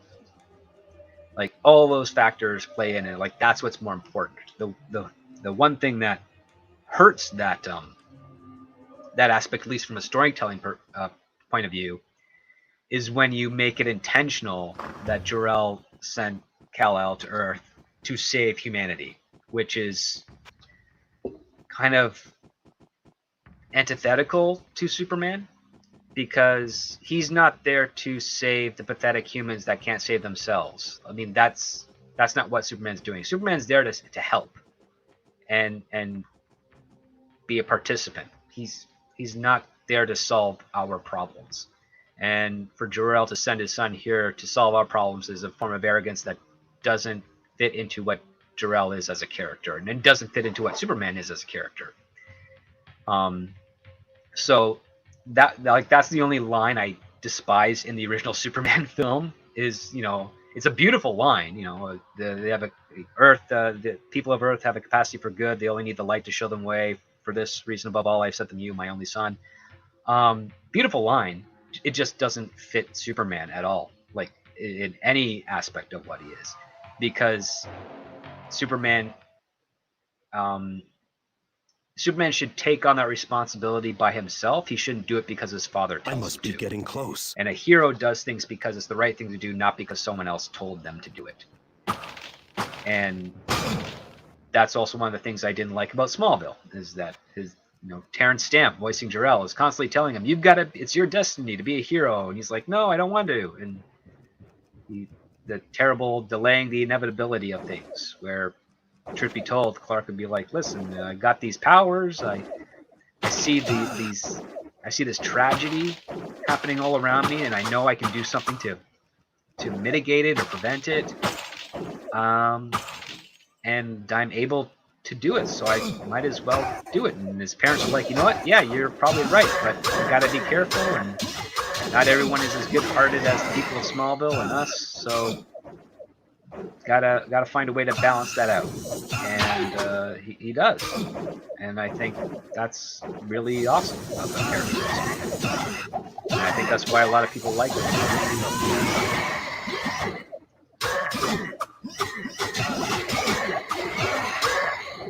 Alright, we're in our first level of hell. Not enough mana. And this is already more tolerable than that last level of the caves. Okay, so let's regroup for a moment, take a look at what we got here. We've got a level, so let's see if we can balance out some of our skills here. Battalion. 2 more. What else is going on in the chat?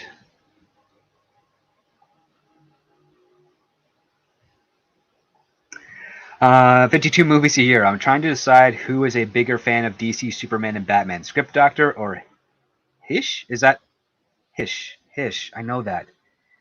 Is that how it should have ended? I remember that channel from way, way back. If that is, let me know. Let's see. War Monkey and his son was ecstatic. His dad was a hero when he found out, instead of bitching about him lying to him. Superman even says, you took that better than I expected, which gave me a chuckle.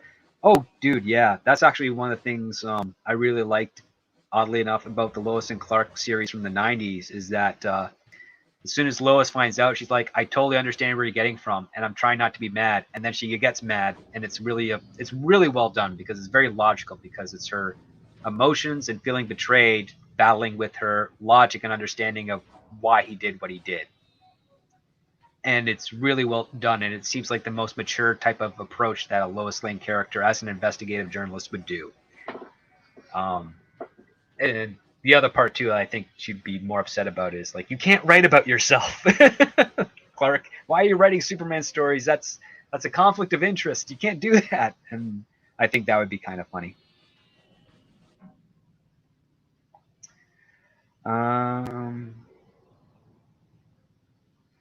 Let's see. We got Mr. Tickletrunk. Superman is who he is, does what he does. It's only from his Earth parents.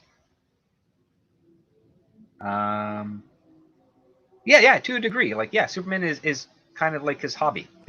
A hobby he takes very seriously because it involves people's lives. But yeah, Clark Kent is the core guy there, the one that's controlling it all. And one of the cool things about superheroes is that, well, a lot of people want to say, oh yeah, there's a duality to them. It's actually not. There's a trinity. Because just like us as human beings, we have our public persona, who we are among the rest of the world. We have who we are by ourselves, and especially with our family, and then we have who we are with our loved ones.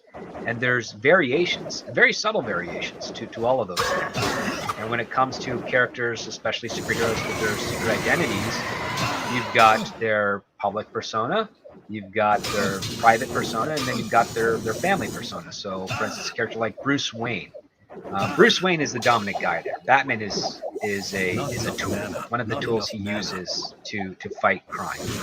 But he can't hide from characters like Alfred, because Alfred's been there from the start. So even if he says, like, I'm Batman, Alfred's like, sure, okay, whatever. But I know you better than that, and I know that you're not the cold, dark guy that beats up criminals and solves crimes.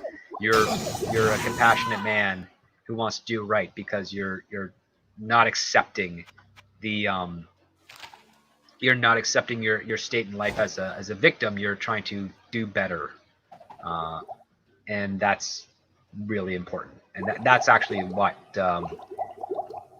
at the core value of Bruce Wayne, is that he is a Boy Scout, and he just puts on this persona of this very dark character, mostly to frighten criminals. He has no interest in frightening children, because he was a child who was frightened at one point. He knows what that's like.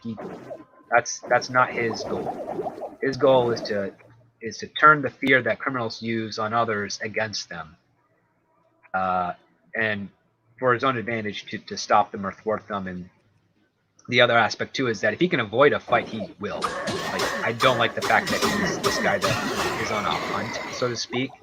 It seems out of character. He's a detective first, and he uses his skills to survive, because the odds are always going to be against him. And he's probably also read a lot of Raymond Chandler and Dashiell Hammett, and realized, yeah, these guys are in over the head too often. I need some skills. If there's any reality to this, a crossover with his reality to these stories, he's going to need some skills. And I think that's a fun aspect of his character. Not enough mana. Nope.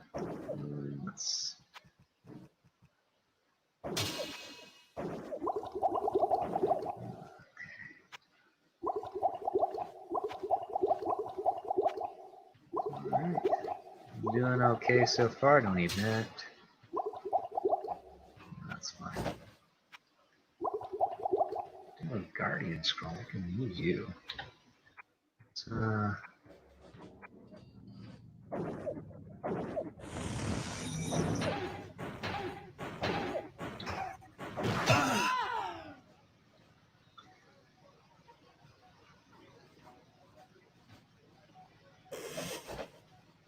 Alright. Got some respites here, some cases. Ooh, composite staff. Alright. Let's see. Oops. Alright.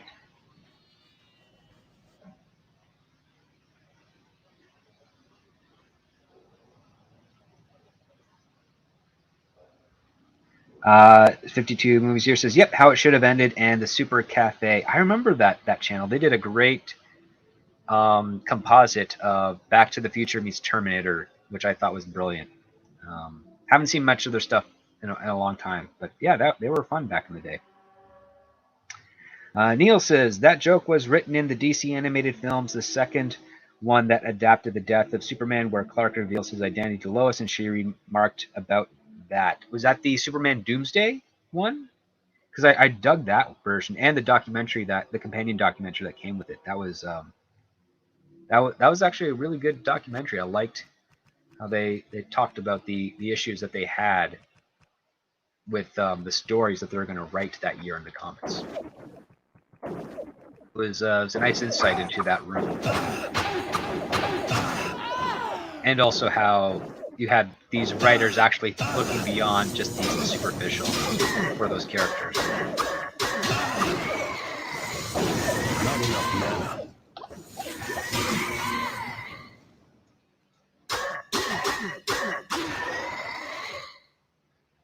Come on, Might. Humanoid Black Knight. Not enough mana. Not enough mana.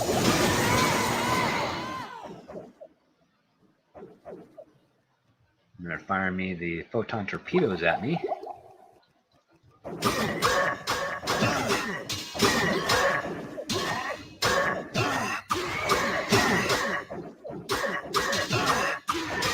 Not enough mana.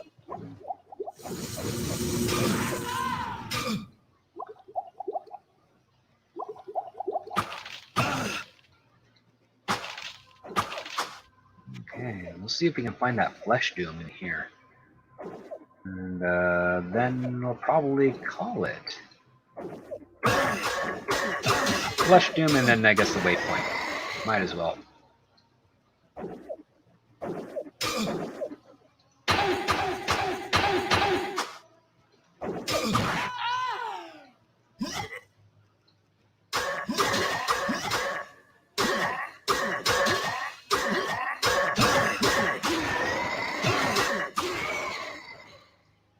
Okay.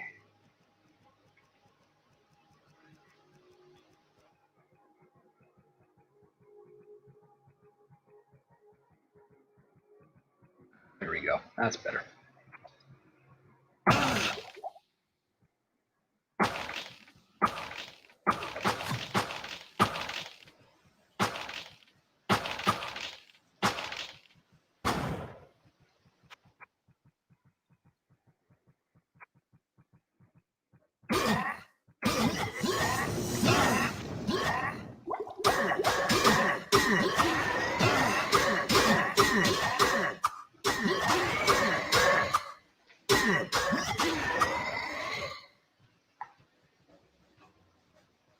I can't Nice. get there from here. This is blocked off, eh? Okay. We'll figure that out.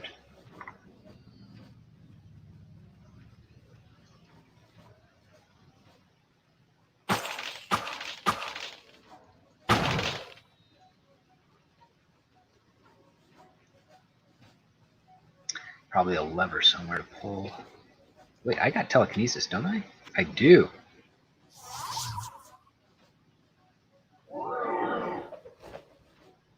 I can't identify that. Son of a gun. Alright. Just don't have teleport. Okay, well, looks like we're going to have to keep searching around. While we're safe here, let's identify some stuff and get some potions.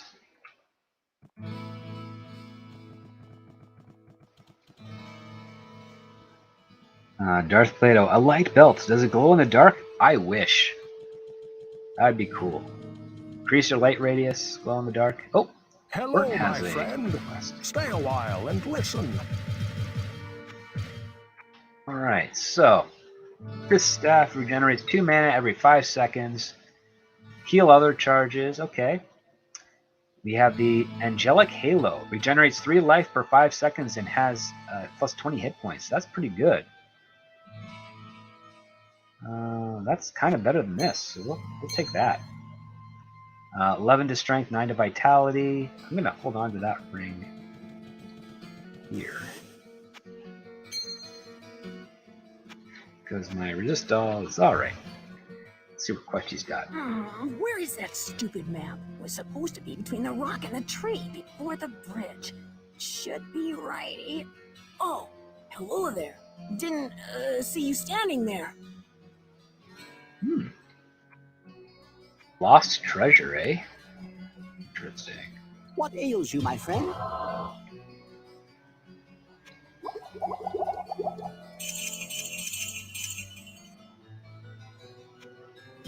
You don't want to. Oh, I have to go to the witch. No, I have to go see her anyways.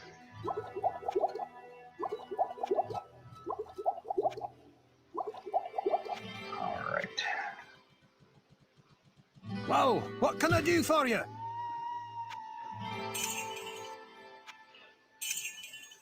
Yeah, I think, ooh, more armor stuff, but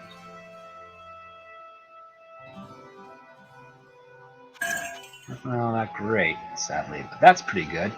1 of 4. So if I find 4 more of the Angelic Halo stuff, who knows?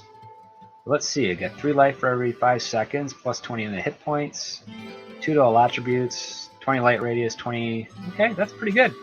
Absorb trap damage. And I've got 2 skill points left to distribute, so I gotta figure that out.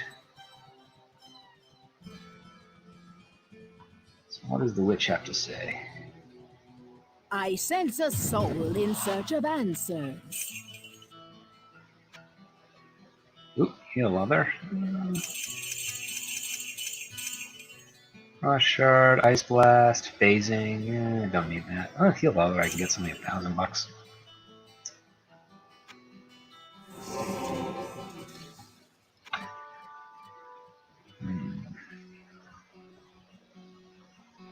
I think I'll give myself 2 extra magic points just so that I can spend more. Let's see here. Neil, do you subscribe to the idea that the MCU needs a new face for its franchise like Iron Man? I can see it in that Iron Man jump-started the universe. They need to make better content personally. Yeah. I would say that it's usually pretty good to have one character that's kind of an anchor with Iron Man. Before they were priming Captain Marvel to be that character, and basically there wasn't anything really wrong with the idea. It was the fact that it was the version of Captain Marvel that they were using that wasn't going to sell. Because I remember being in LA at the time when they said that, yeah, after RDJ is finished out his contract, we're going to have a new anchor to helm the MCU. We're looking at Captain Marvel because of a couple of factors. Some of her back issues were selling well, and her interpretation that was used on Marvel's Avengers cartoon show was quite popular. And I figured that's the direction they were going to go, and unfortunately we did not get that at all. And I think because of that, because they didn't even think of backups or supposed other characters to take over, they really stumbled hard with that choice. Then they tried to do it with Doctor Strange, but I don't think it held well. So yeah, they're lost. They're on a boat without a rudder, and yeah, until they find that actor or that character to get on board, they don't have anyone, and it's unfortunate because Robert Downey Jr. was inspired casting, and their approach to Iron Man made him far more charming and likable than how he was in the comics. Less arrogant to a degree. I mean, the arrogance was there, but just less of it. And it was also unfortunate that they retired Captain America as well. So they lost a lot from those decisions.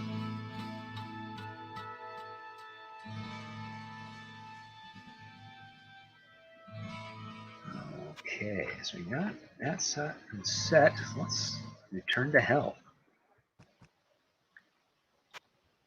And keep exploring. See if we can get that doorway opened.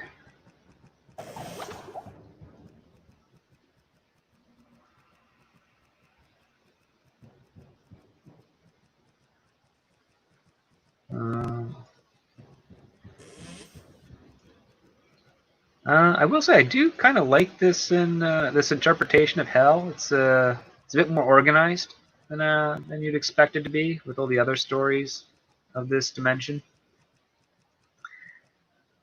It's almost kind of pleasant once you clear out all the demons. Probably hot. I don't get the sense that it is hot down here with this appearance, but I bet it is. Kind of one of the staples of it. Not enough mana.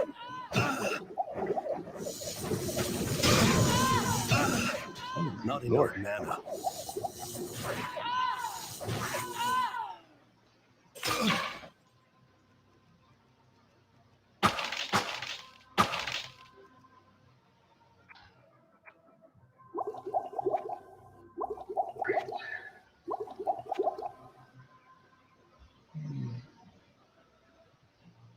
Darth Plato asks, why not Tom Holland's Spider-Man is a central guy?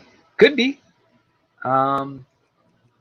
Depends on where they take him for this next series of films. I think the other part, too, on the optics side of things for Disney is because they don't have the full film rights for Peter Parker's Spider-Man, they might not want to anchor him in that way. Because if, say, for instance, Sony decides, oh no, we're just not going to let you use them anymore, then they're up the creek without a paddle again.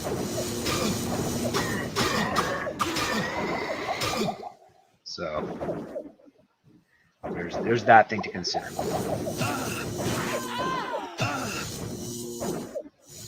Not enough mana. That doesn't seem to be doing anything different. Not enough mana. That works.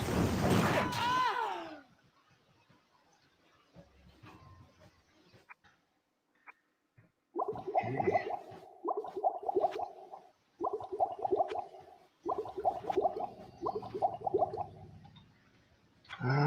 Let's see.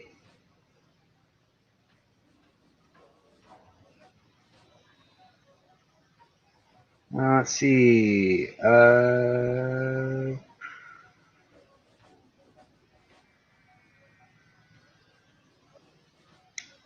Let's see, Neil, I've checked out of Disney Star Wars. I will watch the original 6 films and the old expanded universe. That's really it. Oh, you guys, yeah, talking Star Wars and how it's kind of gone in a really bad direction. If you haven't checked out the latest Midnight's Edge video, they talk about Star Wars and poor receptions that's been happening with their shows as of late.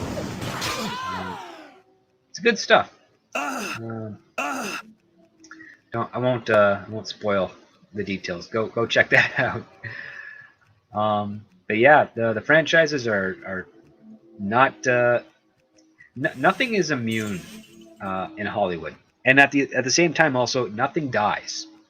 I know a lot of audiences will say, "Oh, I'll never see a Star Wars thing again," and you know that might be true for a lot of them, but it doesn't mean that there isn't going to be someone that comes up with a solution down the road, or a story that can be used with that IP that can reinvigorate it again. We already got a taste of that with The Mandalorian. That changed a lot of people's minds. So you have to remember that even though you feel or think that a franchise is dead, it will eventually be resurrected.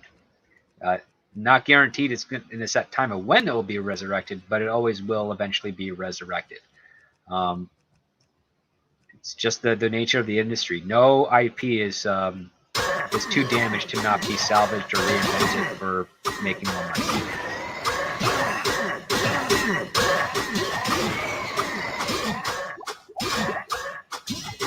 Fire engine.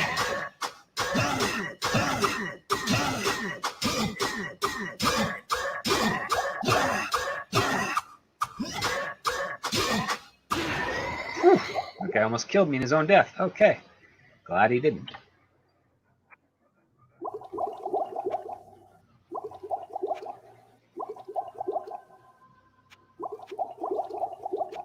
Alright. What are you guys saying here? I've noticed the lack of interest in Andor on some of the normal channels. They're not even talking about it. Yeah, I think it's probably because it's a mixed bag, so to speak. There's a lot out there that find it well written. There's some that find it not well written. I'm unfortunately in one of the latter part of that. But don't let my opinion on that dissuade you from watching if you like it, because if you're getting something out of it, you know, have at that, man. Go for it. But yes. What is the hell? Yeah, for Star Wars right now, it's in a new place. One that they didn't think they'd be in. Oh, there's Flesh. Not enough mana. Oh, boy.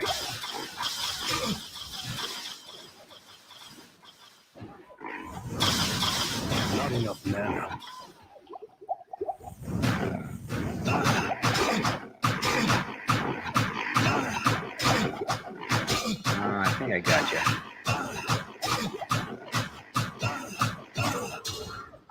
Ooh, a Shadow Fang. I don't know what that is. I don't want that. What's he saying? Why doesn't he want to pick that up?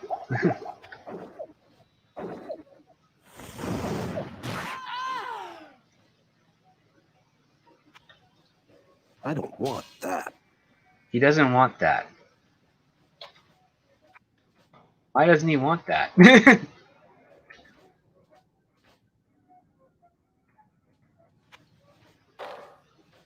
I don't want that.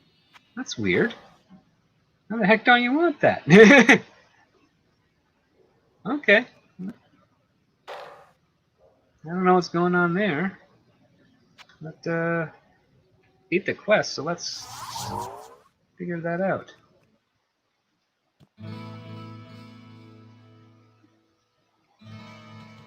Flesh Doom's demise is a great good to the world, yet Shadowfang remains. It must be found and destroyed. Do not attempt to use the Demon Blade, champion. It will corrupt and madden any mortal who wields it. I alone can end its dark evil. Well, I'd like to get it for you, but it wouldn't let me pick it up. I'll probably change when we go back. Okay. Hello, my friend. Stay a while and listen. Alright, so. Let's see.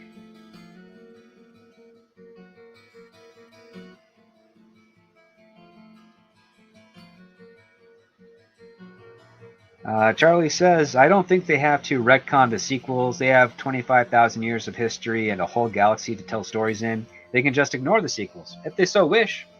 Absolutely, there's lots to mine from in Star Wars. That's not post the Old Republic, New Republic era. There's plenty there.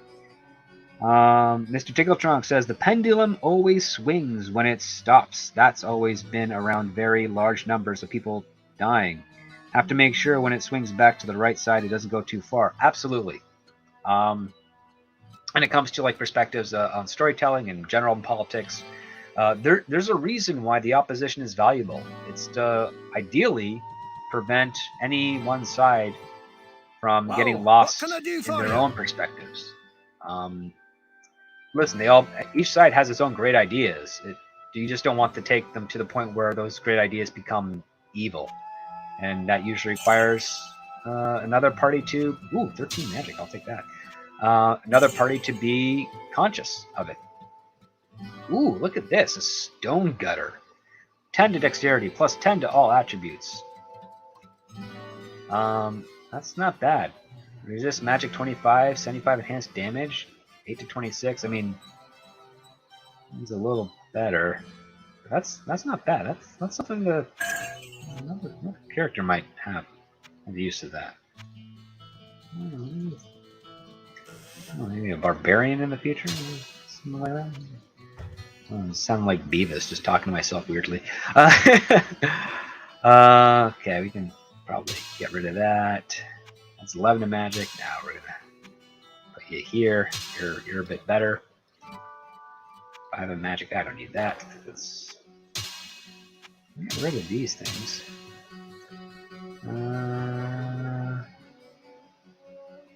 What do we got? The Havoc Blow. 8 to Vitality. Why did I have this here? Because this is not better than this. So we can just sell some of those things. I like keeping this guy around because that's cool. Let's get rid of those things that don't help me anymore. Whoa, what can I do for you? Some cash. Get some health and some more mana. Maybe I can find another Book of Guardian or What ails you, Golem. my friend?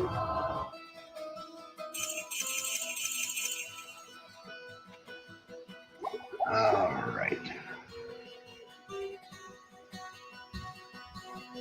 Okay, War Monkey. Just like Doctor Who, the canon and therefore the storyline has been ruined. Without a retcon of The Last Jedi and the Timeless Child episode and basically all of Chibnall's run, there's no way forward. Not in that sense of a continuity. Yeah, and not really. You'd have to have a brand new team.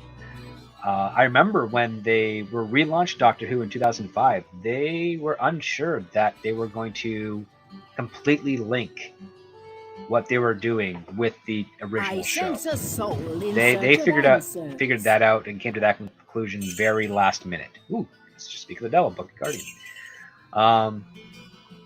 But it worked out for them. And yeah, the Timeless Child. Ugh, listen, I can fix that. But at this stage right now, it's where they're bringing Tennant back. It looks like. Seems like it's going to be a little bit trickier to do, which is unfortunate because for a lot of fans now, it's the first I can think of where you have a whole section of Doctor Who that they won't want to watch, which is tragic.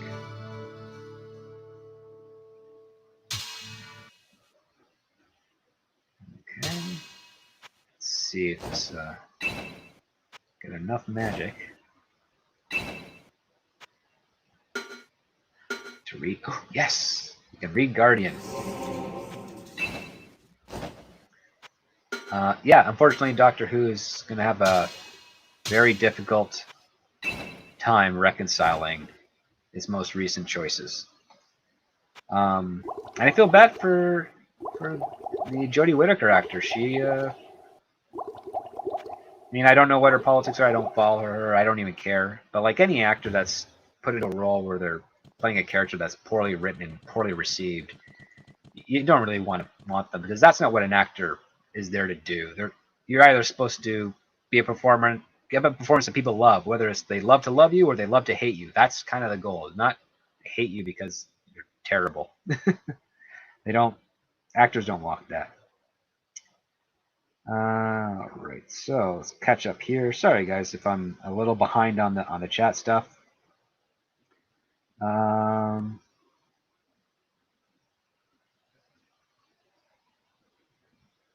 Let's see here. We got Jordy Lyons. Hey everyone, and the Midnighters. Hey, yeah, thanks for swinging by. Glad to see you here. We're clearing out those quests pretty quick. We got the Lost Treasure and we have the Flesh Doom, so we got to go grab that and give it to the priest, I guess. I can see why they fear this weapon. The quest item. Kind of want to identify it, just keep it and say screw the priest. No, not literally, but get corrupt. I want this character to be corrupted. I think it'll be fun. Okay. When we look at Guardian, I'll just check something out here.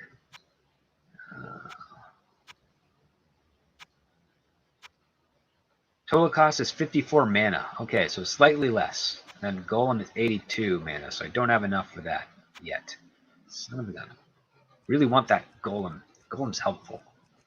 Just another body for them to attack while I can run away.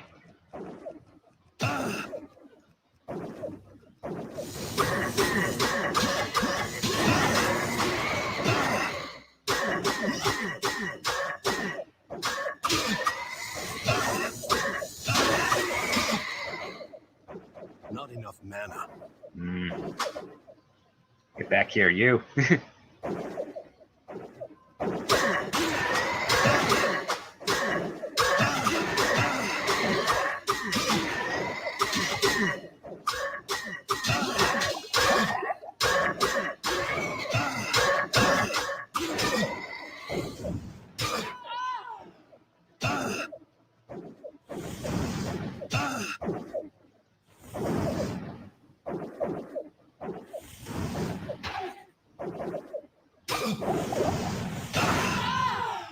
Ooh, cool. I got both of them in one shot.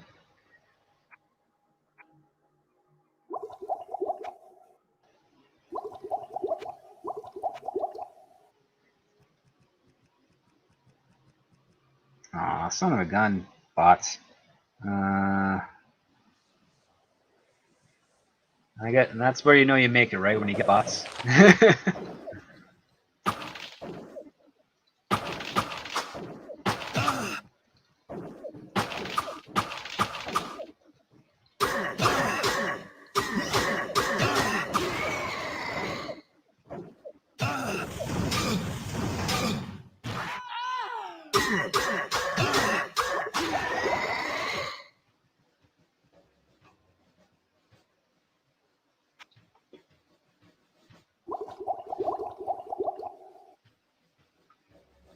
All right.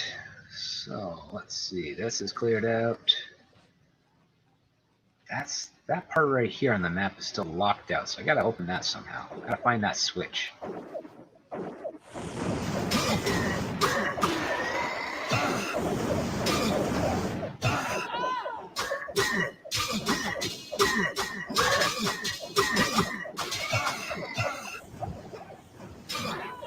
Not enough mana.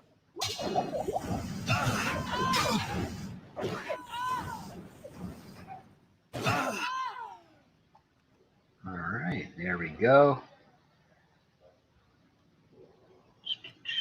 Yeah.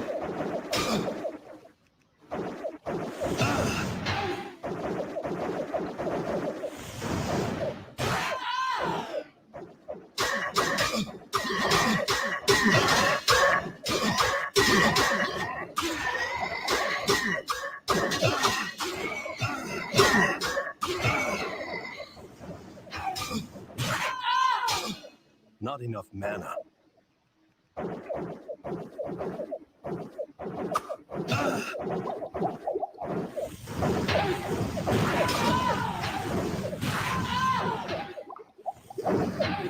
Not enough mana.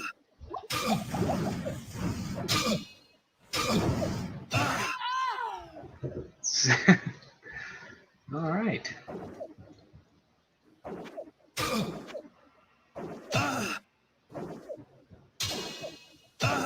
Not enough mana.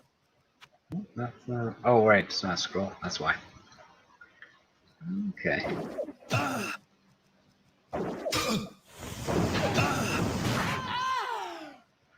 Okay.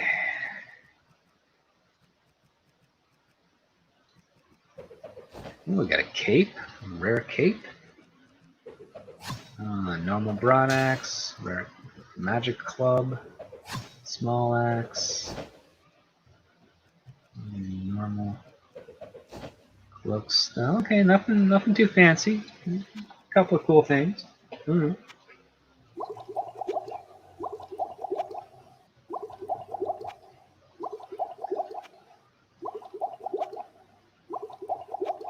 Okay.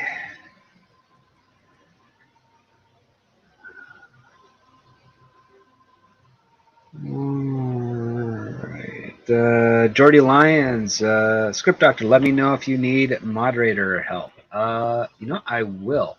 I'm stuck on the StreamYard side of things, so won't let me make a mod yet, but I am able to go back into that later, and I'll probably do that if you're fine with that. Luckily, the chats that I have here, they are all really awesome people, so not a whole lot of responsibility on the mod side of things aside from just keeping the porn bots out.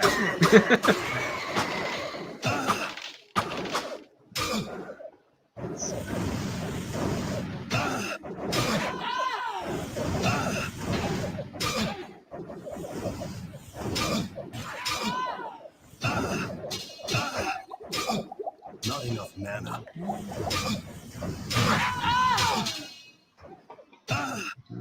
Whiff that one. Okay.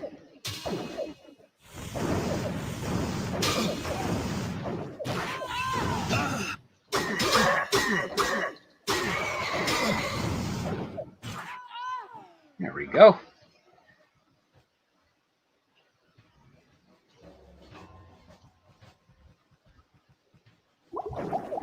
Why not just take the dexterity thing?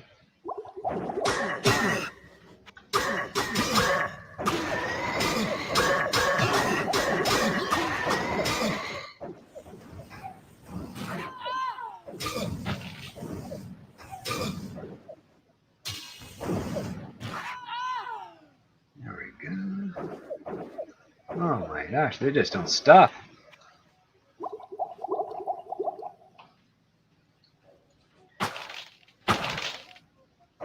I want to read that tome. How dare you thwart me from reading a book? Haha! Clearly I'm not much fun. No.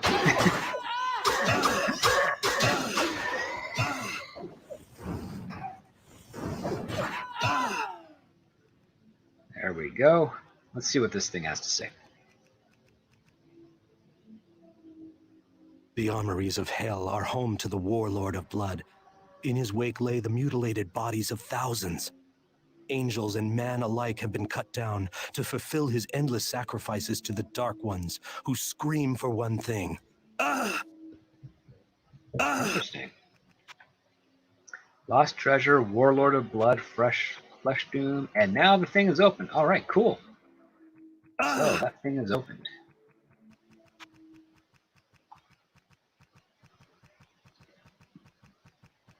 Also, this area is all blocked off. So what's going on there?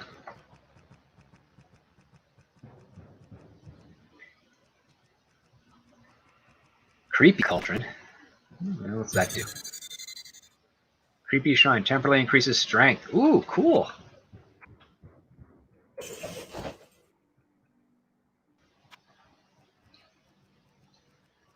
Meditating cauldron. Manga regeneration shrine. Improved mana regeneration. Oh, cool. Look at that. Where were these? I should have found these first.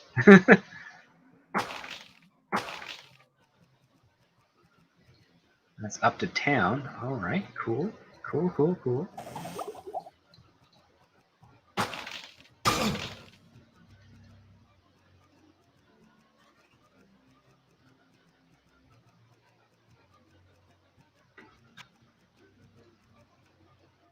Probably sell that stuff and get more potions. And then see what's going on in the chat with you guys. And there's a treasure map. Look at that. Right click to show hidden location on your mini-map. Okay. We'll get some other stuff done first. Hello, my friend. Stay a while and listen. While you are venturing deeper into the labyrinth, you may find tomes of great knowledge hidden there. Read them carefully, for they can tell you things that even I cannot. So sadly, couldn't identify that. Would have been cool though.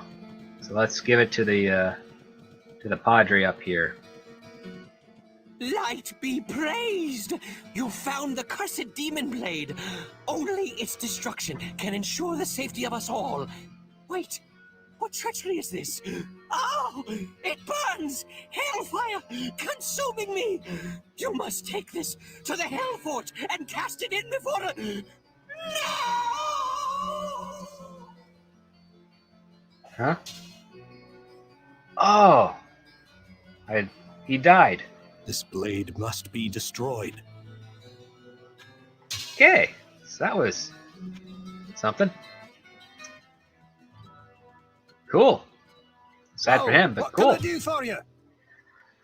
Alright, so we got the Pain Lock. Resists lightning 35, resists all 19. Plus 44 hit points, minus 4 damage from enemies. That's pretty good. That's better than this, but I lose 1 level of stuff, but that's alright. It's 2 magic, that's terrible damage. That's terrible. That's not useful. This is pretty good. I'm gonna take this. Unless these builds are regenerates 4 life every 5 seconds. That's pretty good too. But this does a lot of resist all.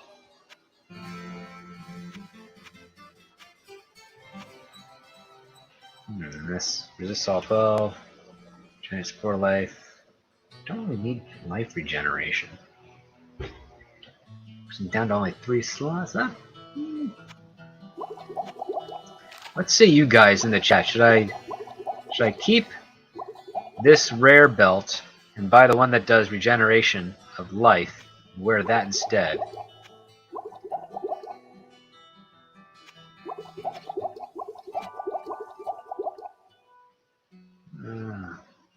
That's still pretty good, because let's see, that's 4 life.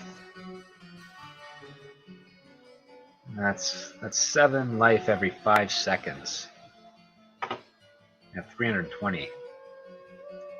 Keep a bigger belt space, Darth Plato says.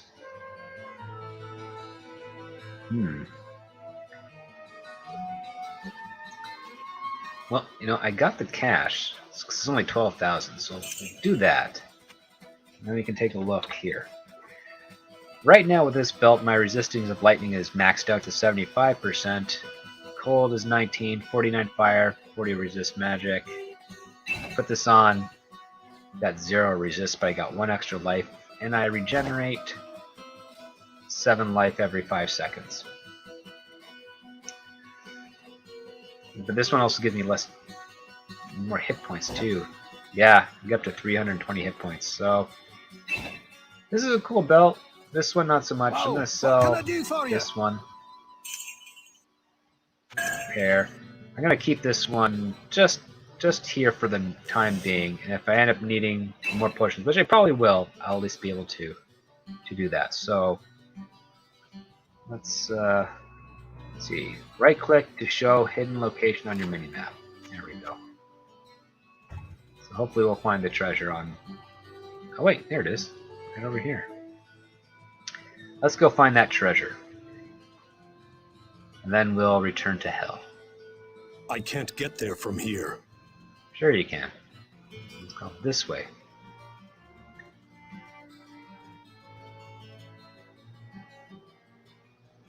That?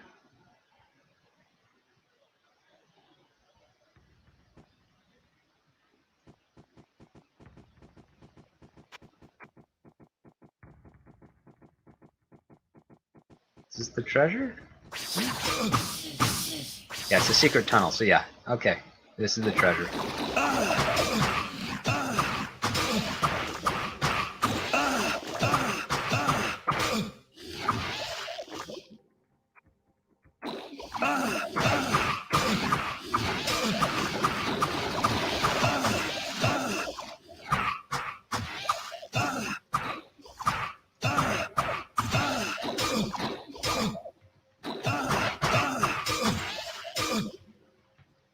Alright. Okay.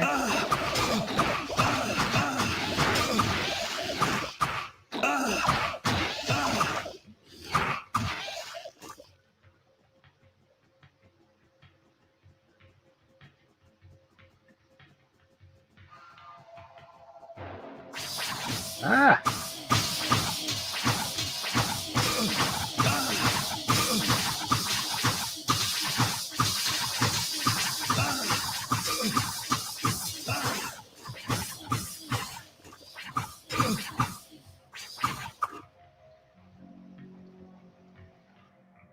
Right.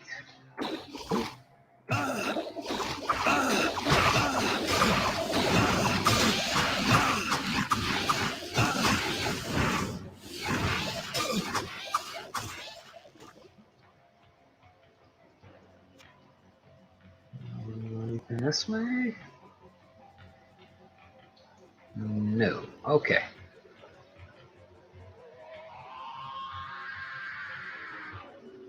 So I gotta find a Hell Forge and destroy this sword, huh?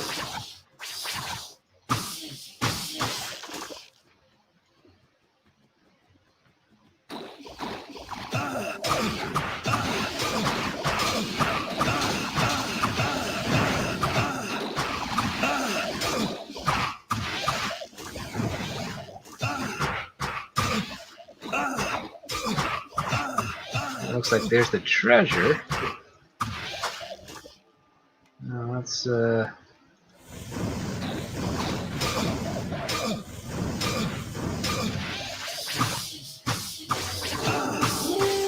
got a level. That's awesome. More treasure. And Wurt Sturda stole a lot.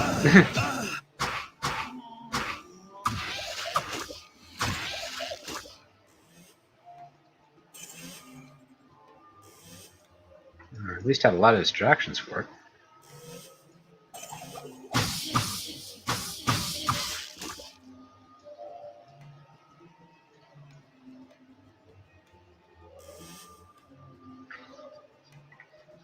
Okay.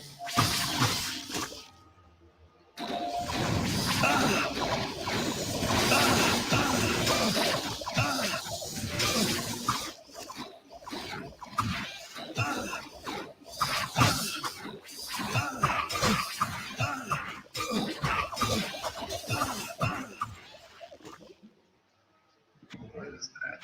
Review.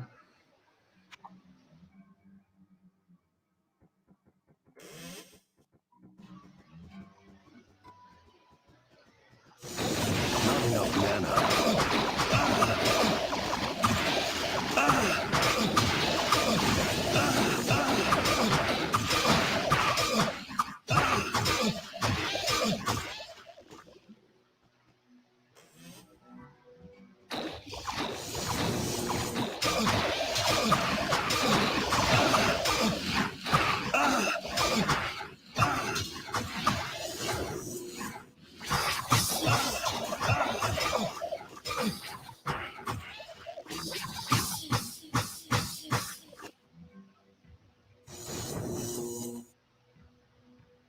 Uh-oh. Oh, that guy's got flash.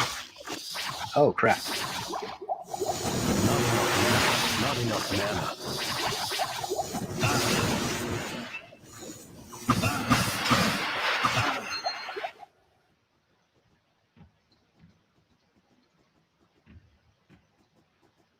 Ooh.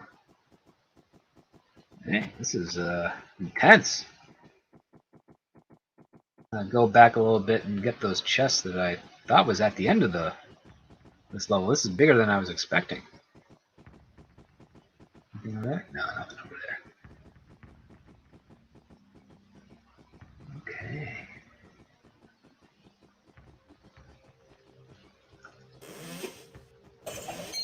Another ring. Okay. Nothing fantastic.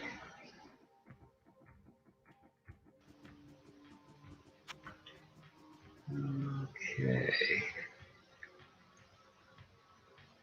Alright, let's yeah, let's get our strength up.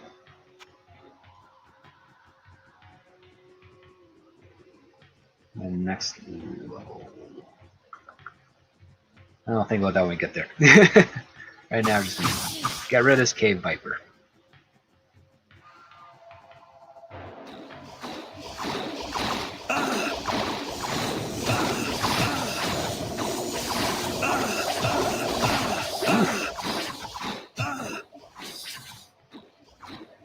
Alright.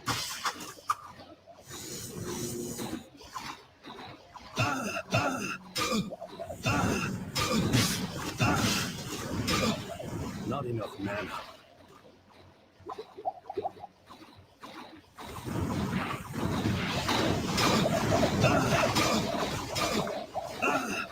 Whew. It's a lot of acid.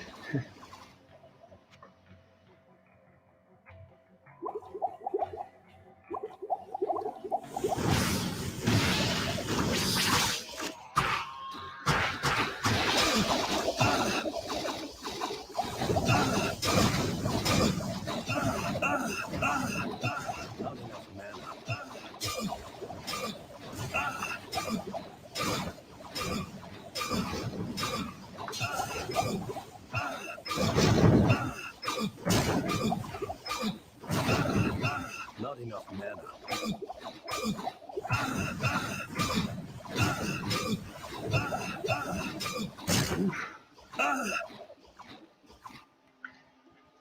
More running away.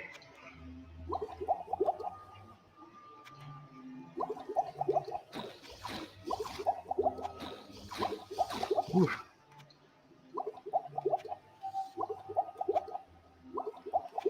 Okay. This guy, Snotworm. You shoot two at a time, it looks like?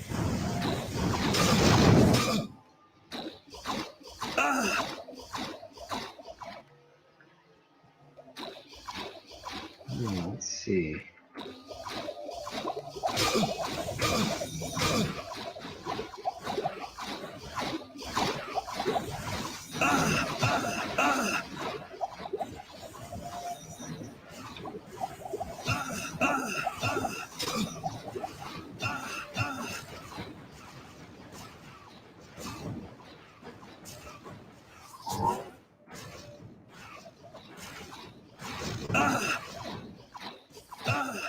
Okay, yeah. Gonna have to go back to town and get some potions.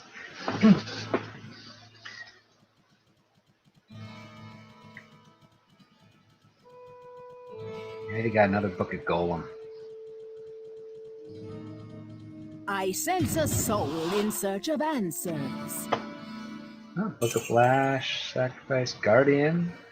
That's not bad. Elemental, Firewall, Frost Shard. Nah, not.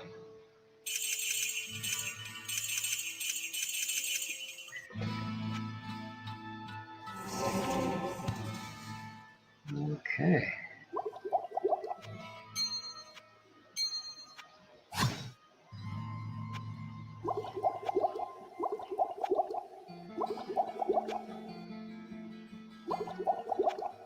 Oh, what am I doing? Silly me.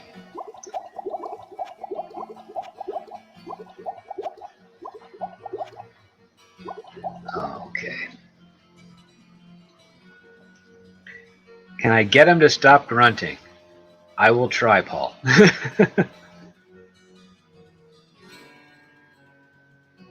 But, you know, grunting is a masculine trait. We gotta grunt. Friend. Otherwise we shriek. And that doesn't look good for our image. Whoa, what can I do for you? 6.5. 3 magic. I could use that just in general to help with my magic stuff, so I'll keep that around.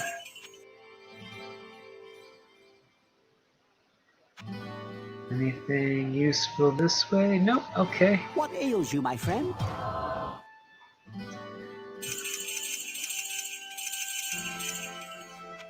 Alright. Let's see, I need 104 magic. I'm not going to have enough for that, so we'll just put you there for now, and we'll put you over with our magic pile. And then we'll return to that depths. Girly Shriek would be fun. If anyone has a mod to turn the warrior to have a girly shriek when he gets hit or is about to die, I would appreciate that. I would love that. Okay.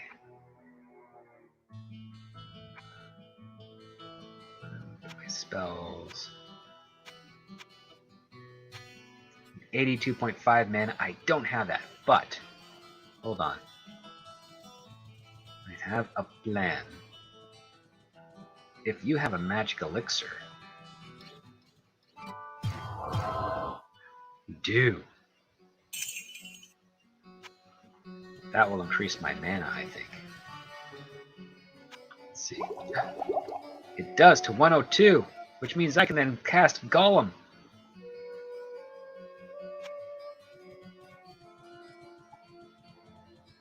Alright, let's do that. Golem's going to help me.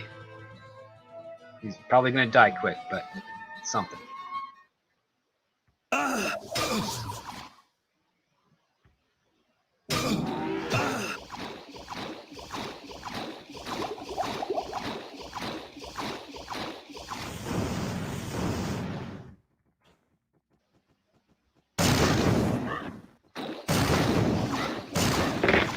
Oh, yeah, he died real quick. Okay.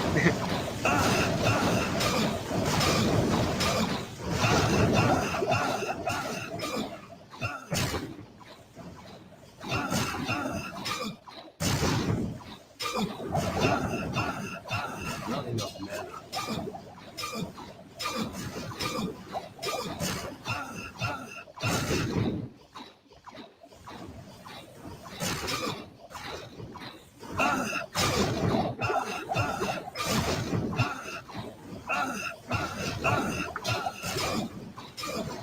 Ugh. Not enough mana.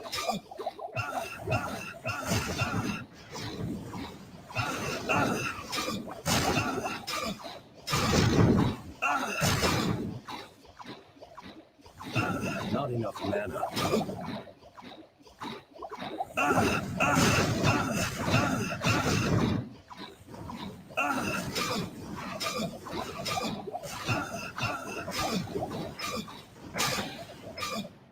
Yay! Mind Maze Stone. I don't want that.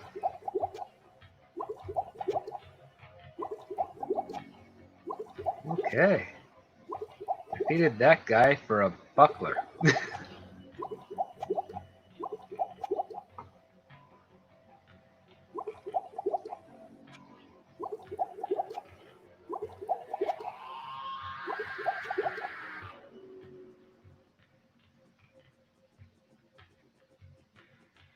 Literally, that was all it was for a buckler.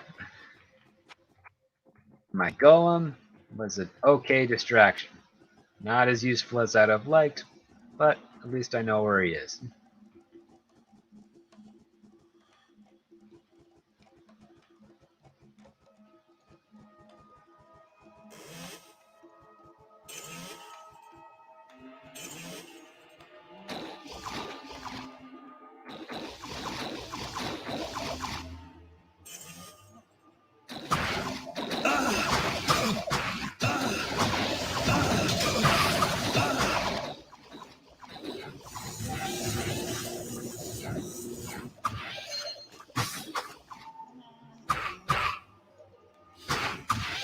Not enough mana.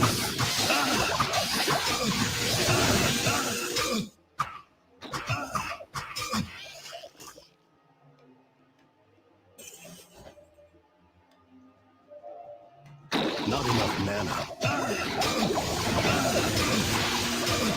Ooh, a Morning Star.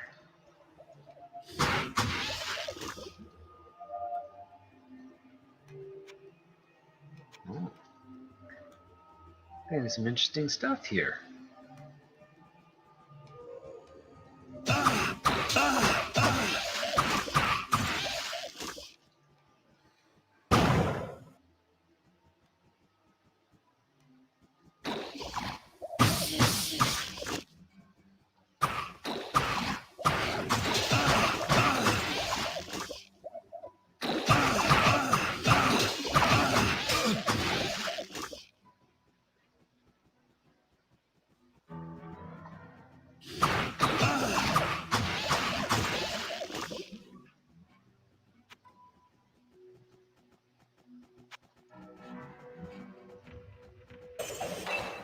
Some ring mail. Composite bow.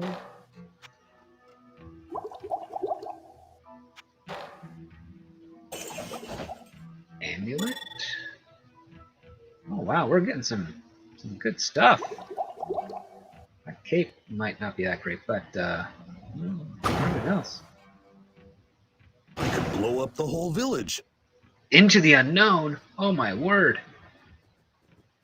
What is this quest? I'm liking it.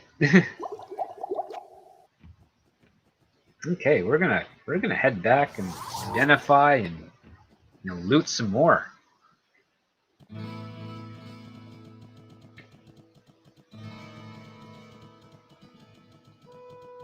Hello, my friend. Stay a while and listen.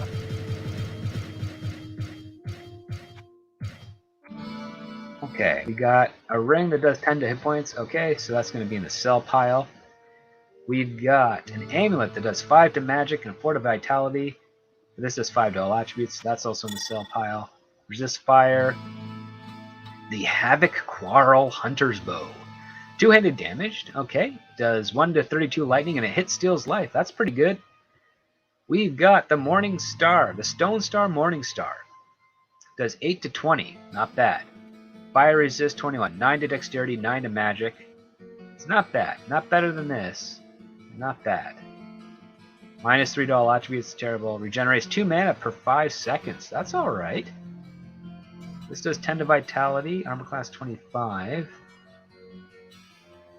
Armor class 20. Resist fire. Maybe high durability 78. That's a bit better than that. Yeah. Regenerates 2 mana per second. That does a faster hit recovery. It's not really that much better. I am going to keep this mace. There's a spot for you. There we go. And that bow, I'm going to put that over there. Someone else might use that one day. The rest of the stuff I'm going to sell. Greetings. Ooh, you have anything worth gambling for? No, that's too expensive. Nah. Whoa, what can I do for you?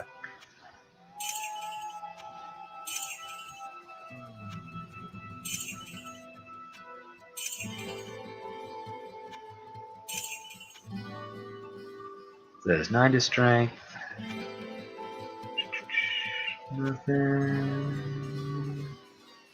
Nothing really better. Okay. Get some more health. What ails you, my friend?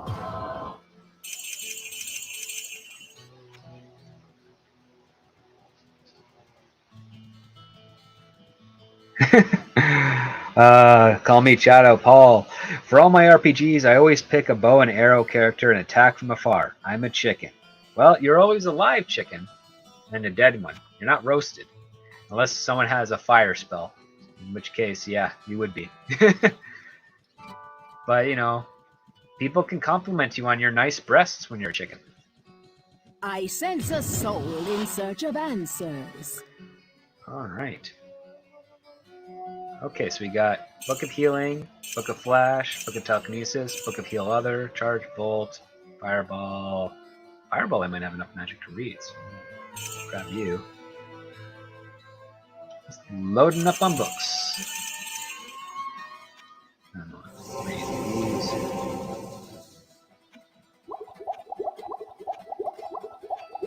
Oops.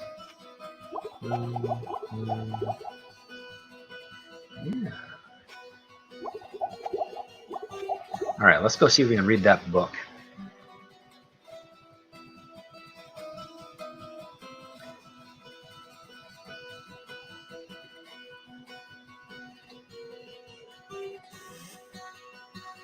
Alright. Giant Square Life. Right off the bat, able to read that. Even better. Okay.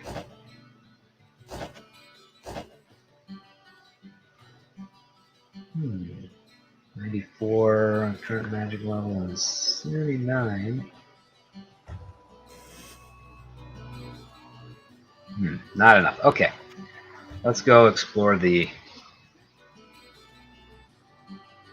what's going on down here. Okay, the chainmail. We got that section to explore before we come here, so let's go check that out.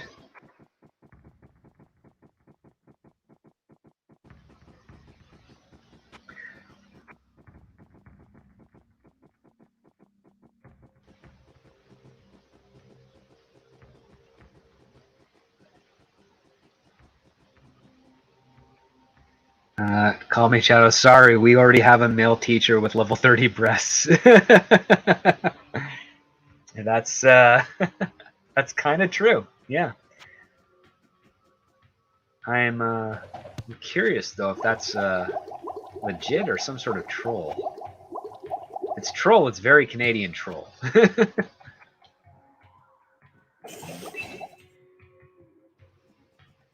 If it's not, it's just disturbing all around.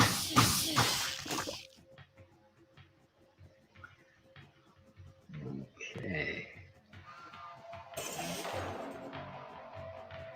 Alright, so this part of the level's been explored, so let's head on down. Further into the secret tunnel. Given to us by Wirt. This is part of his lost treasure. I'm pretty sure that's what this is. If it's part of the Warlord of Blood, that'd be surprising.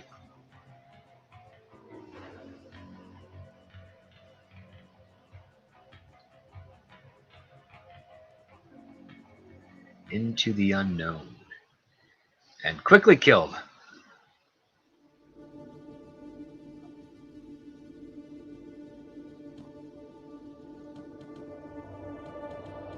There's a thing there to step on. I'm not doing that right away. We'll return to empty out my inventory.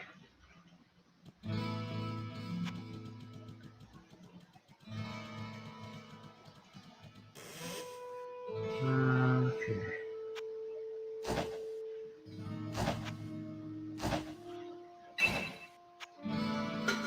There we go.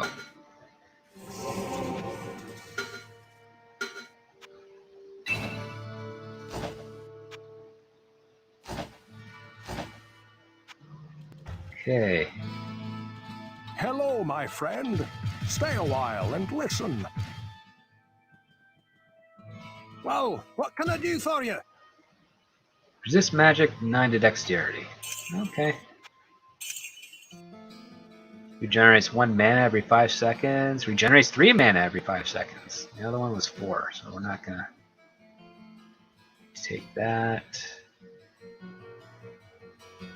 Anything on the weapons front? Ooh, hammer. Okay, no, we're good. Alright, let's explore this Into the Unknown secret. And Paul, if you're ever wondering, I handed off this sword to the priest here, and he vaporized. And, well, or not vaporized, he burned alive. And that's what's left.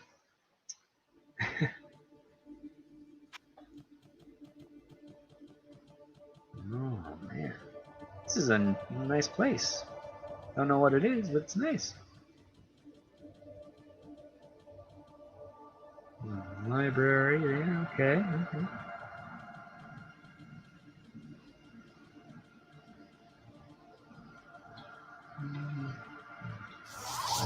Might as well, because I'm probably gonna die.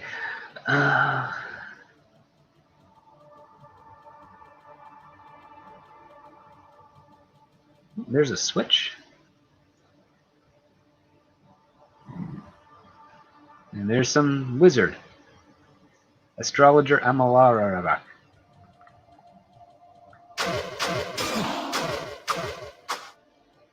He's freezing me. Oh, wow.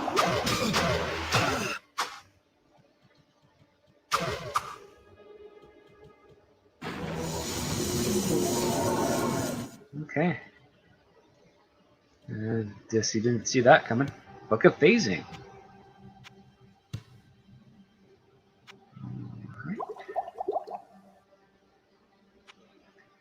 Any other bookshelves around here? Library tome and scroll of stone curse. Nah. Another book of phasing. I think they really like phasing in here. That's another lever. Well, before we pull that, let's see how far this will take me. And then there's another lever. Okay. Got some levers going on here.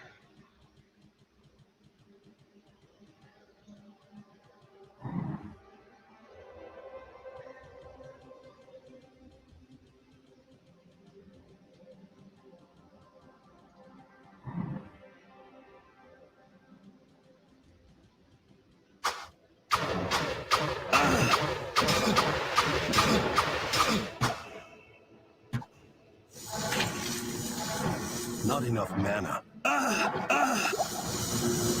Not enough mana. All right.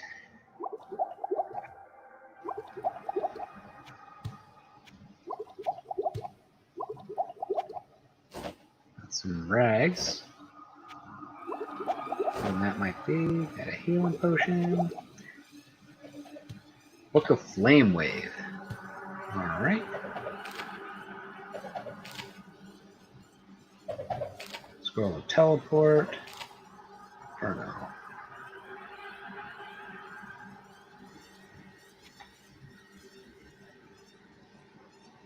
Another lever over there. Interesting. Lots of levers. But not any lovers. Okay. What does this one do? No idea. Okay.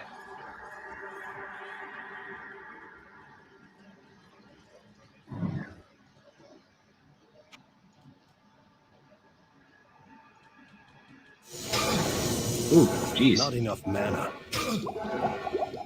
Doing a lot of firewalls, huh?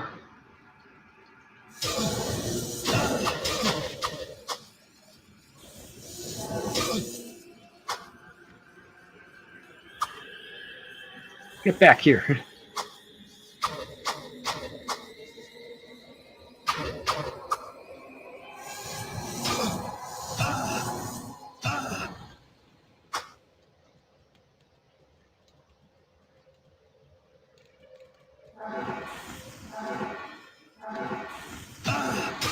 Ah.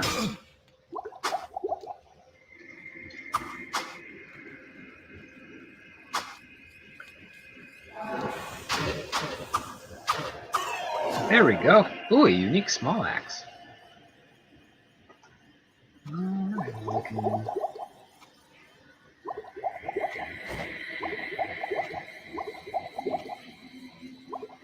Definitely don't have the room for that. But drop you. Hold on to you. And scroll a town portal. There we go.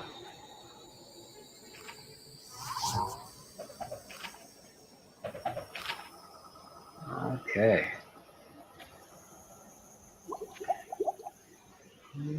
Hold on. Do I have enough space for a book? I might. Let's see what this is. What book this is. Book of Bloodstar. Cool.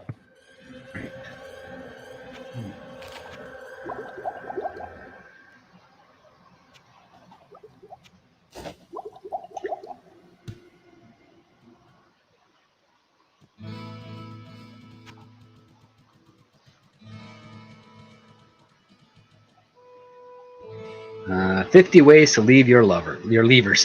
Yeah. Hello, my friend. Stay a while and listen. Okay. We have this axe. Alright. Gunara's Hatchet. 2 to 10 damage. Very fast attack speed, 8 to magic, -2 vitality. Resist speed. Spells are increased by 1 level. Okay, that might be good for a priest guy. So, or not priest guy. What am I saying? Priest, mage, magic guy.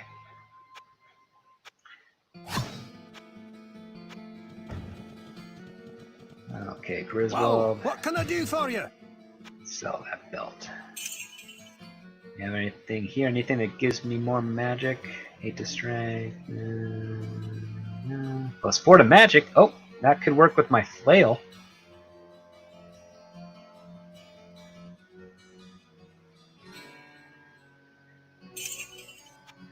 Let's see here.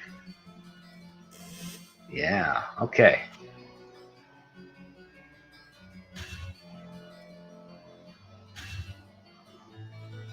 Because I don't have the strength for it.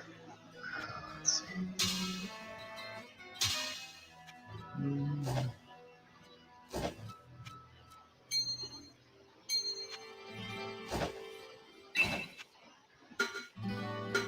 Alright. And what's my magic at? 88. Son of a gun.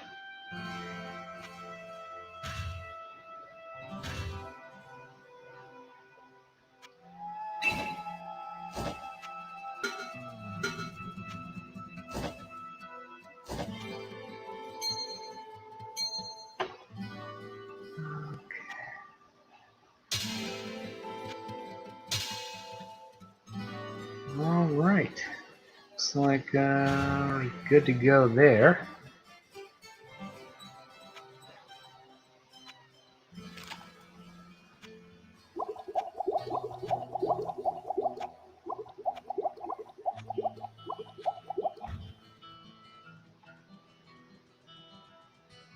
Got some good books. Alright.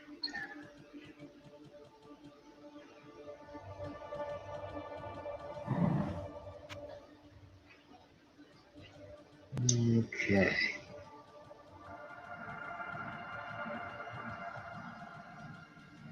Seems like this is where this center part of the map is where they're gonna try and lead me.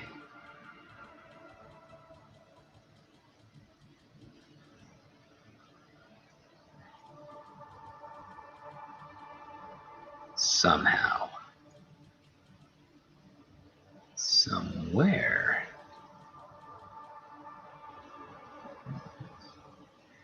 Anything open up on that part? Oh, no. Something open up here. There's that spot. Does that open up anything? It does not. Okay. Let's step on the one that's down here.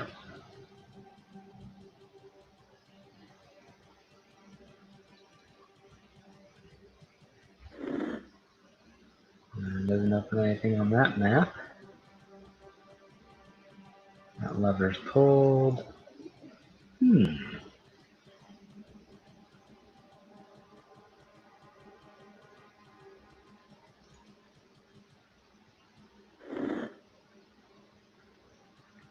Interesting. War Monkey, I'm enjoying the serious commitment to being ridiculous here. Me too. Nothing like an earnest approach to the absurd.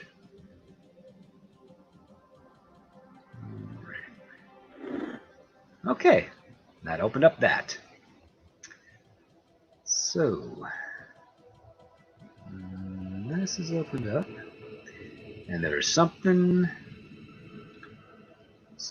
around here. I've got a bad feeling about this. Yep, that would be it. It's a good thing my resist lightning is maxed out.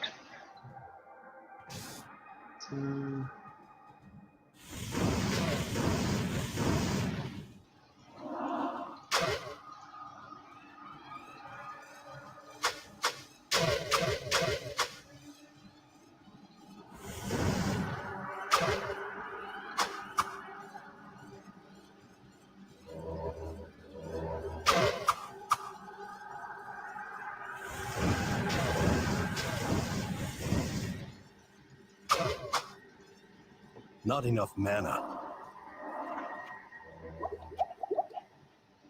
Come on.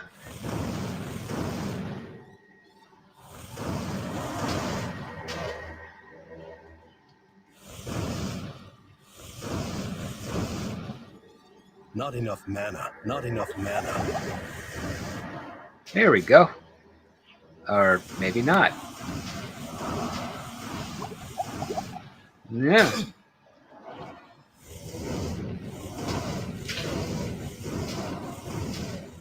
Not enough mana. Oh my lord. This is insane.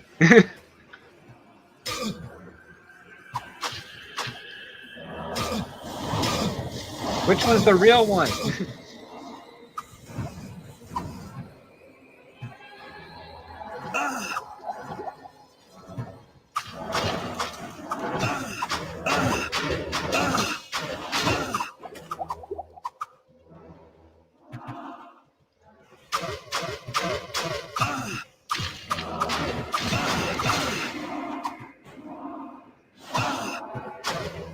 So many wizards.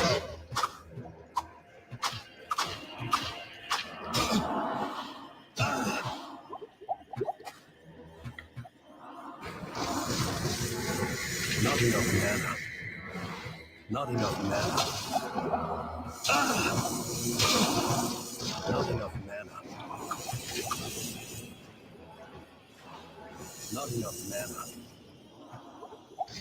Not enough mana.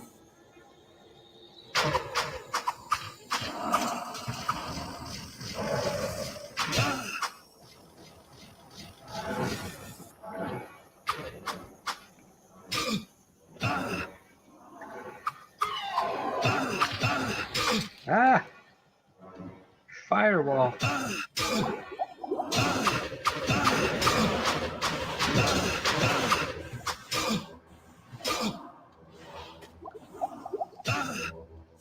Not enough mana.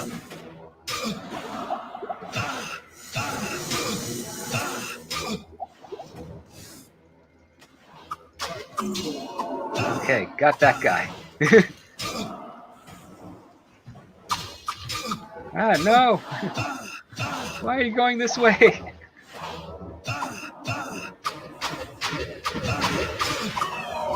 Okay, firewall solved. Now this astrologer guy.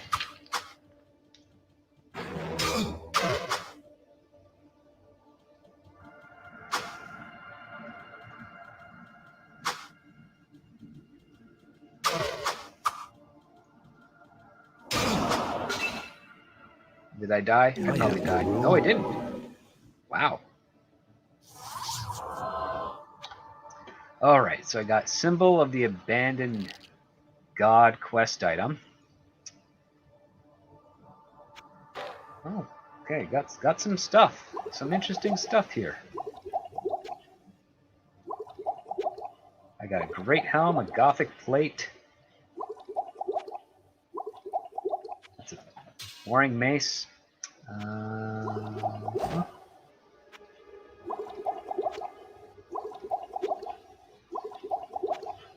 Okay. Short sword. All right. Let's identify and loot.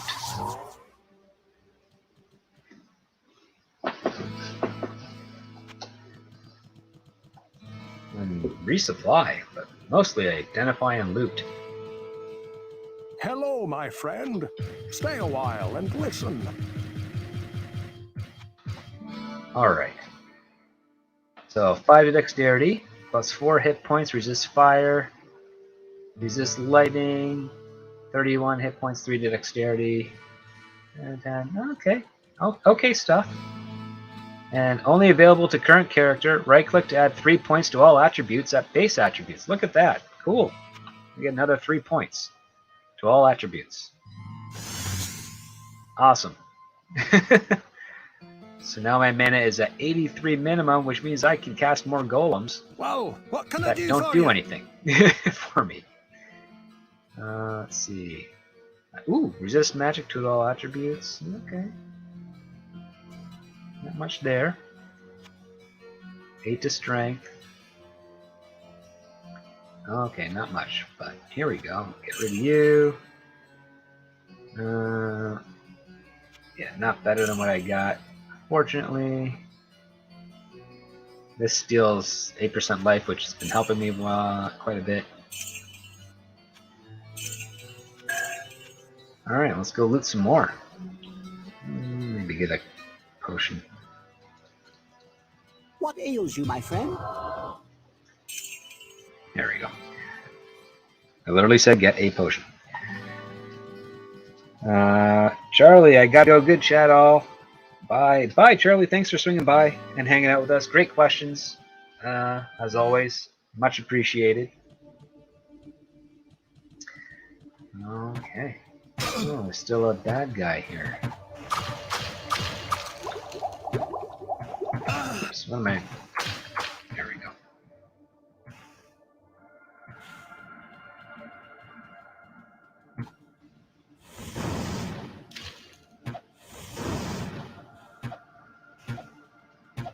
Interesting.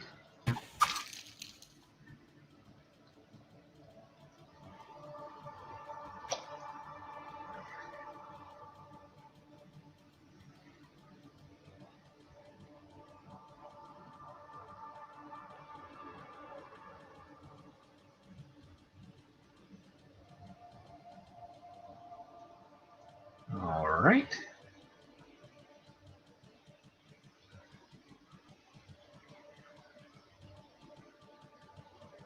There is a scroll of teleport. I'm gonna grab that because I can probably something I can do there.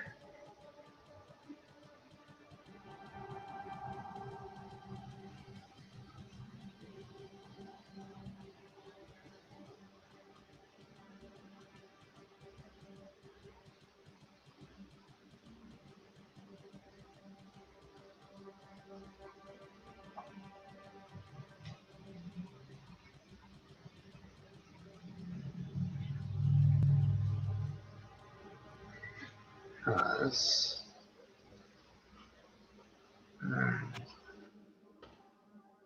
need 80. I need 81 magic for it. And don't have the ability because I want to teleport over there. There's something going on. I'm gonna have to go back and do that. All right. I have a plan.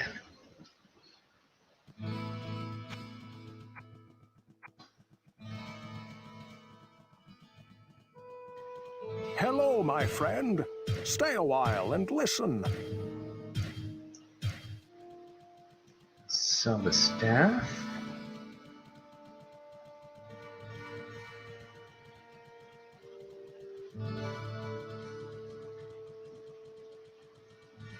I sense a soul in search of answers. Mind mace, mind mace. Oh, it's 72 magic. I can read those.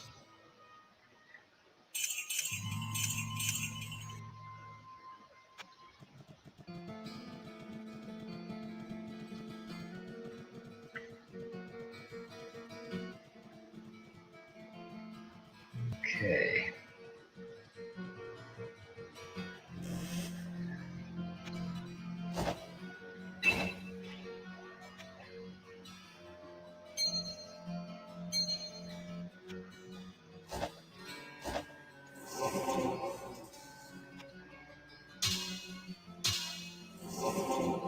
Alright, so I've got enough magic to use teleports. We're going to go down.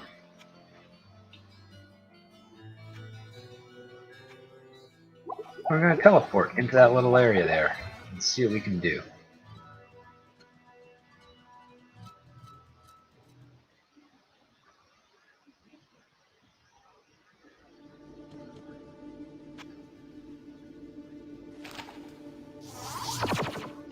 It wouldn't let me do it!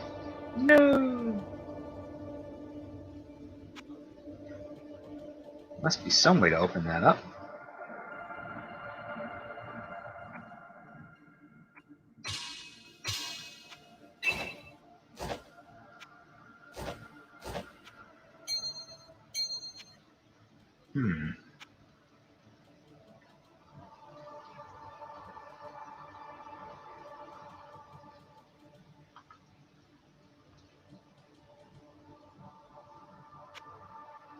Hmm. No other.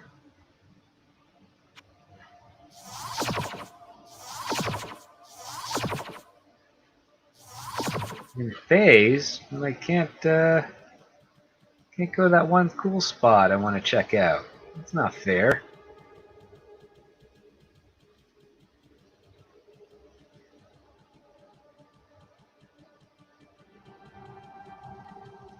Got no more levers to pull.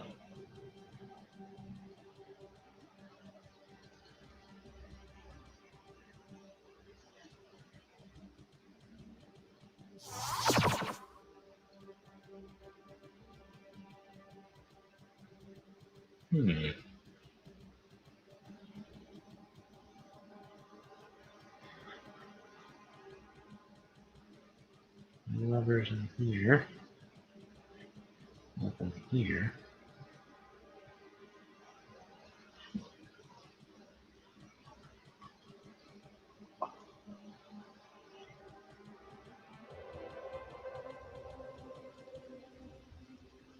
Can't pull that lever.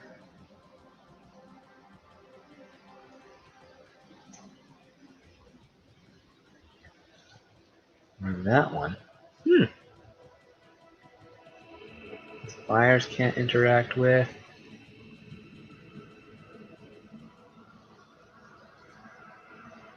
Huh. This blade must be destroyed. This thing doesn't do anything. Yeah, that's it for this guy. So done. Disappointed I can't get any more of that treasure.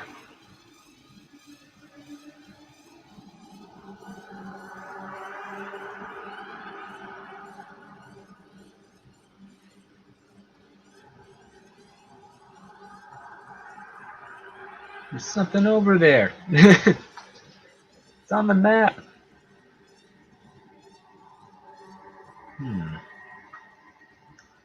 Go back to the tunnel. Down here, see. It was a glitch. No. No.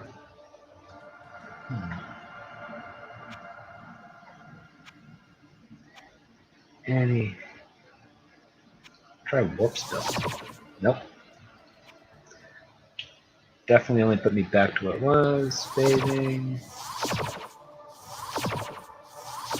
Not enough mana.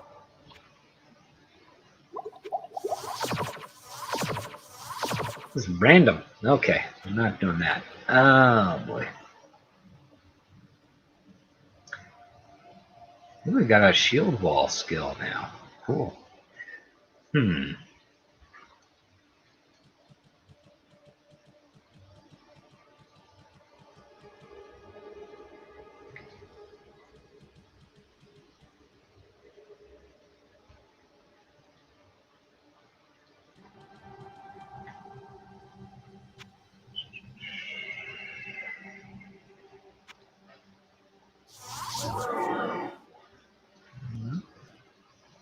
No telekinesis things to touch or reach. Hmm. See, there's stairs.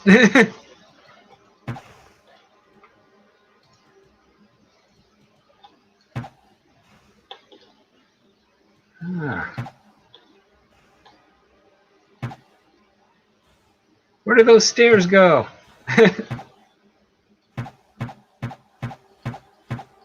How do I get to them?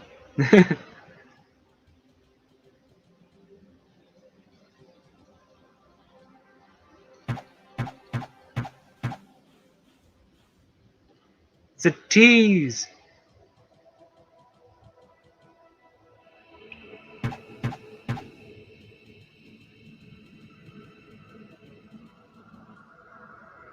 Hmm.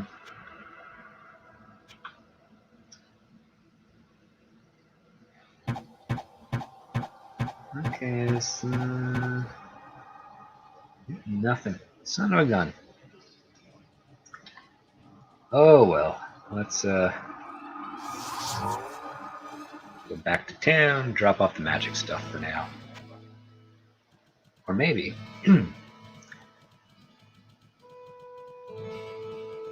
Let's see if they have CS as a book or scrolls of teleportation. I sense a soul in search of answers.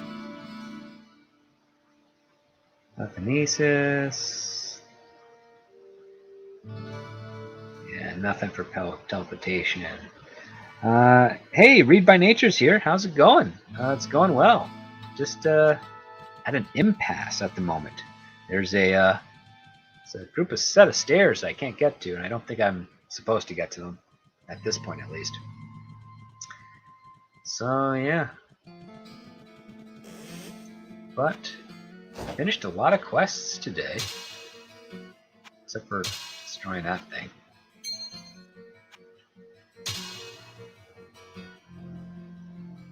What? Why is that a normal mace now? Why is that? Why do I have this? Okay, that's weird. But yeah, okay.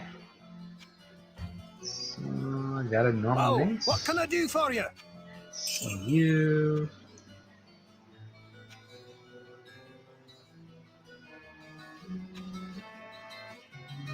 Okay, not much going on there. So let's see.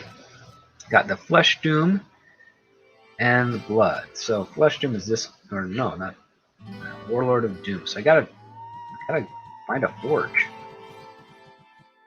Defeat some stuff here. What ails you, my friend? So let's okay, let's go down to hell. Get the next waypoint, and then we'll call it a day.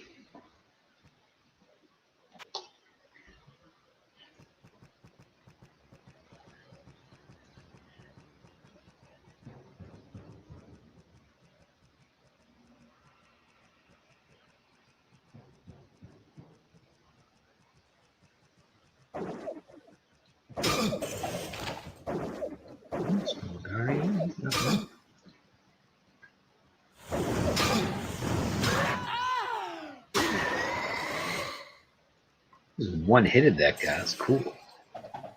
Probably the fireball had more to do with it.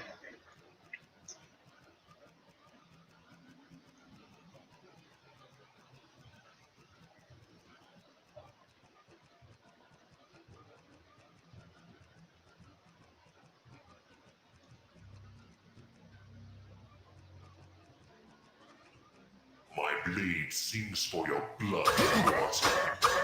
Oh my god, there's a bad guy. It shall not be denied. Oh my, holy crap.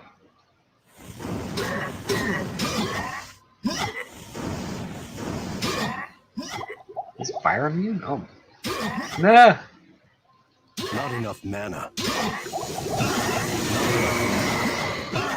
Not enough mana. Not enough mana.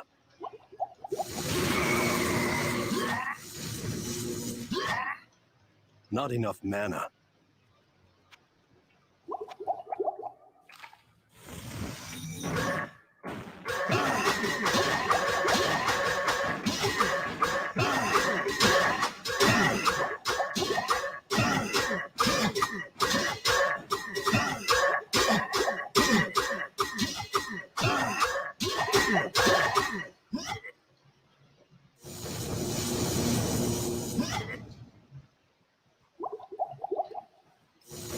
Not enough mana. Your reign of pain has Yay. ended. And I got a set item of a cat. Cool. Not expecting a bad guy there. I should have, because it was blocked off. Silly me for not paying attention to that possibility. Alright. Let's see.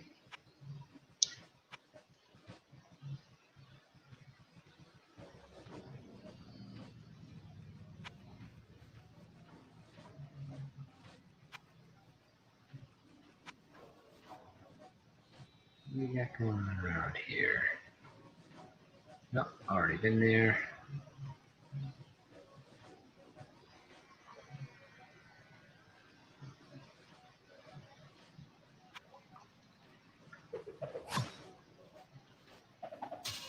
Way more regular cape.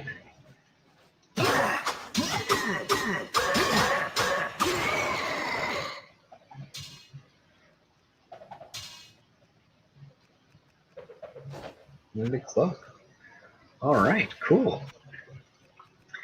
Level 14. This should probably be where there's a waypoint somewhere. But for now, I'm just going to head back to town, identify before those guys kick my butt. Hope that set item matches what I already have. That'd be cool. Hello, my friend. Stay a while and listen. Plus 2 to all attributes. It's an Arctic cowl. Let's see here. Minus 4 to magic, reduce fire. Sadly, not better than anything that I got. Well, what can I do for you?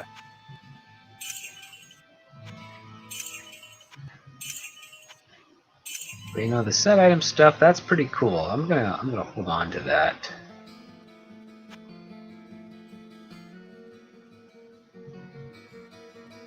Ooh, hit steals 4 mana. That's not bad.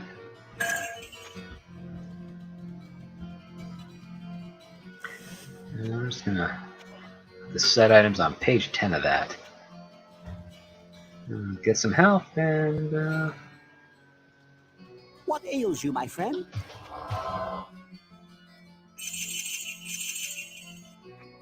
look at the quest. Flesh Doom is all that's left. Until I find a forge that can destroy that. Interesting.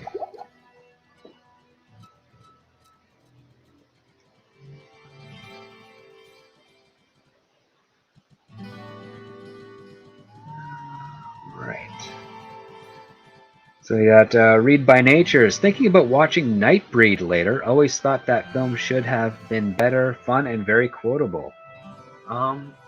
That's not ringing any bells to me. I'm gonna have to check that out. In search of answers. Always like good quotable movies. It's got Fireball, Lightning, Holy Ball, Flash, Circle of Ice. Oh, okay, nothing great. All right, let's go find that waypoint, and we will call this stream an end. And then you guys can have an awesome day and probably catch me most likely over at Midnight's Edge after dark, hanging out with those guys.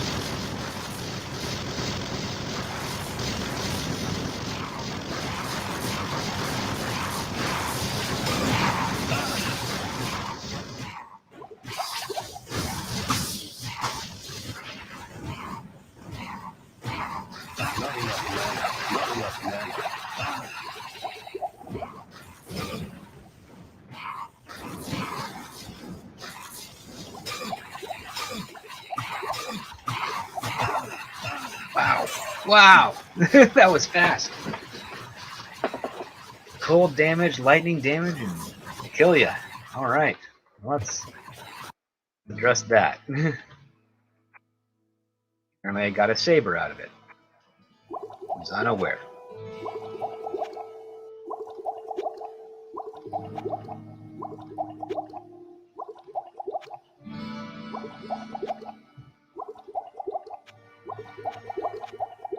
Ooh, okay, well, we're here.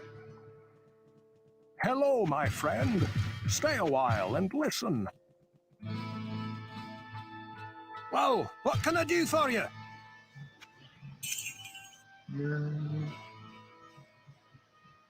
Nothing. Okay. That's sacrifice, right? And that's a dark pact. Mana regeneration. There we go. What ails you, my friend? Yeah.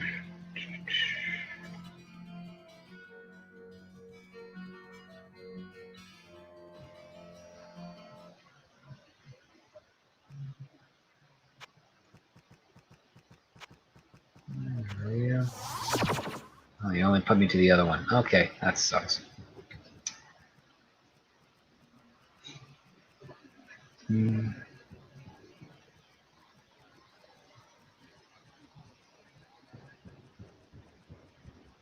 Read by Nature says it was the other film Clive Barker directed based off the book. Oh, okay, that escaped my my attention. I was not aware of that.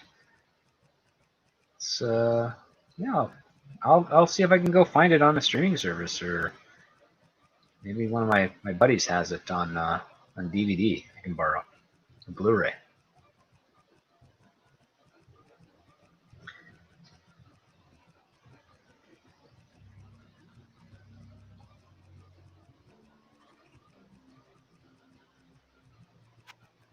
Okay, down to level 14 to die quickly again.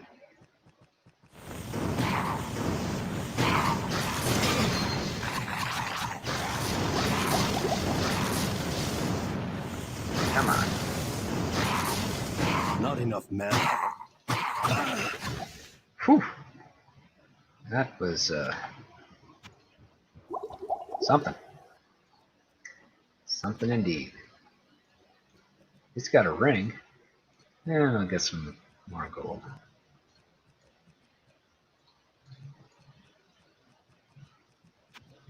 Let's find that waypoint.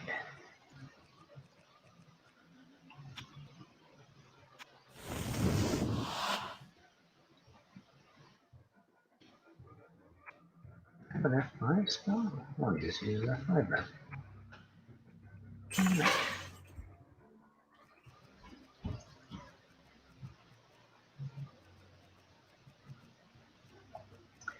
Okay.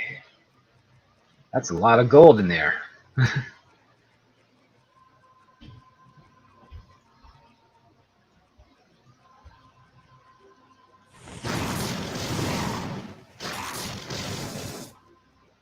We're just gonna do this. Yeah.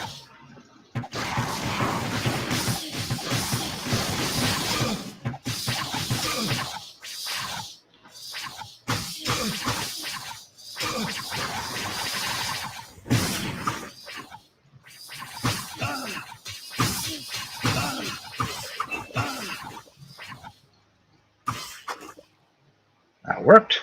Ish.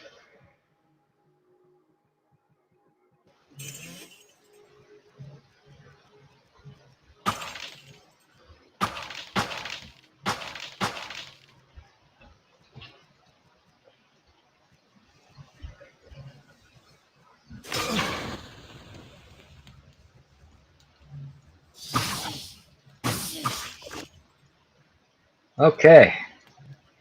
Cool. Gold. Lots of it. Gonna take a minute.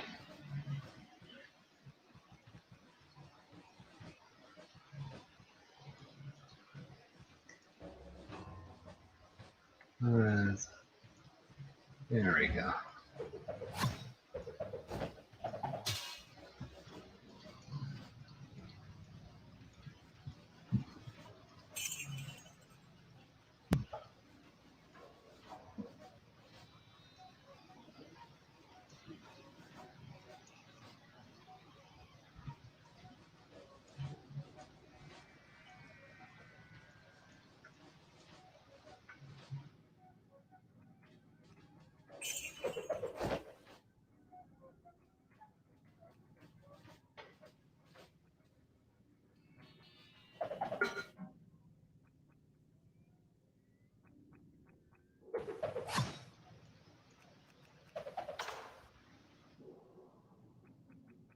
Ooh, a lot of gold.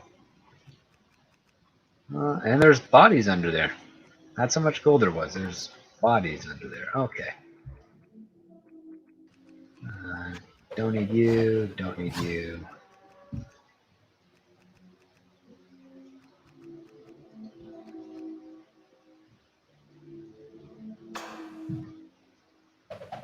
There we go. Long staff of heal other. Did not work for these people, it looked like. Okay. Let's find that waypoint. There it is. Look at that. Oh, son of a gun.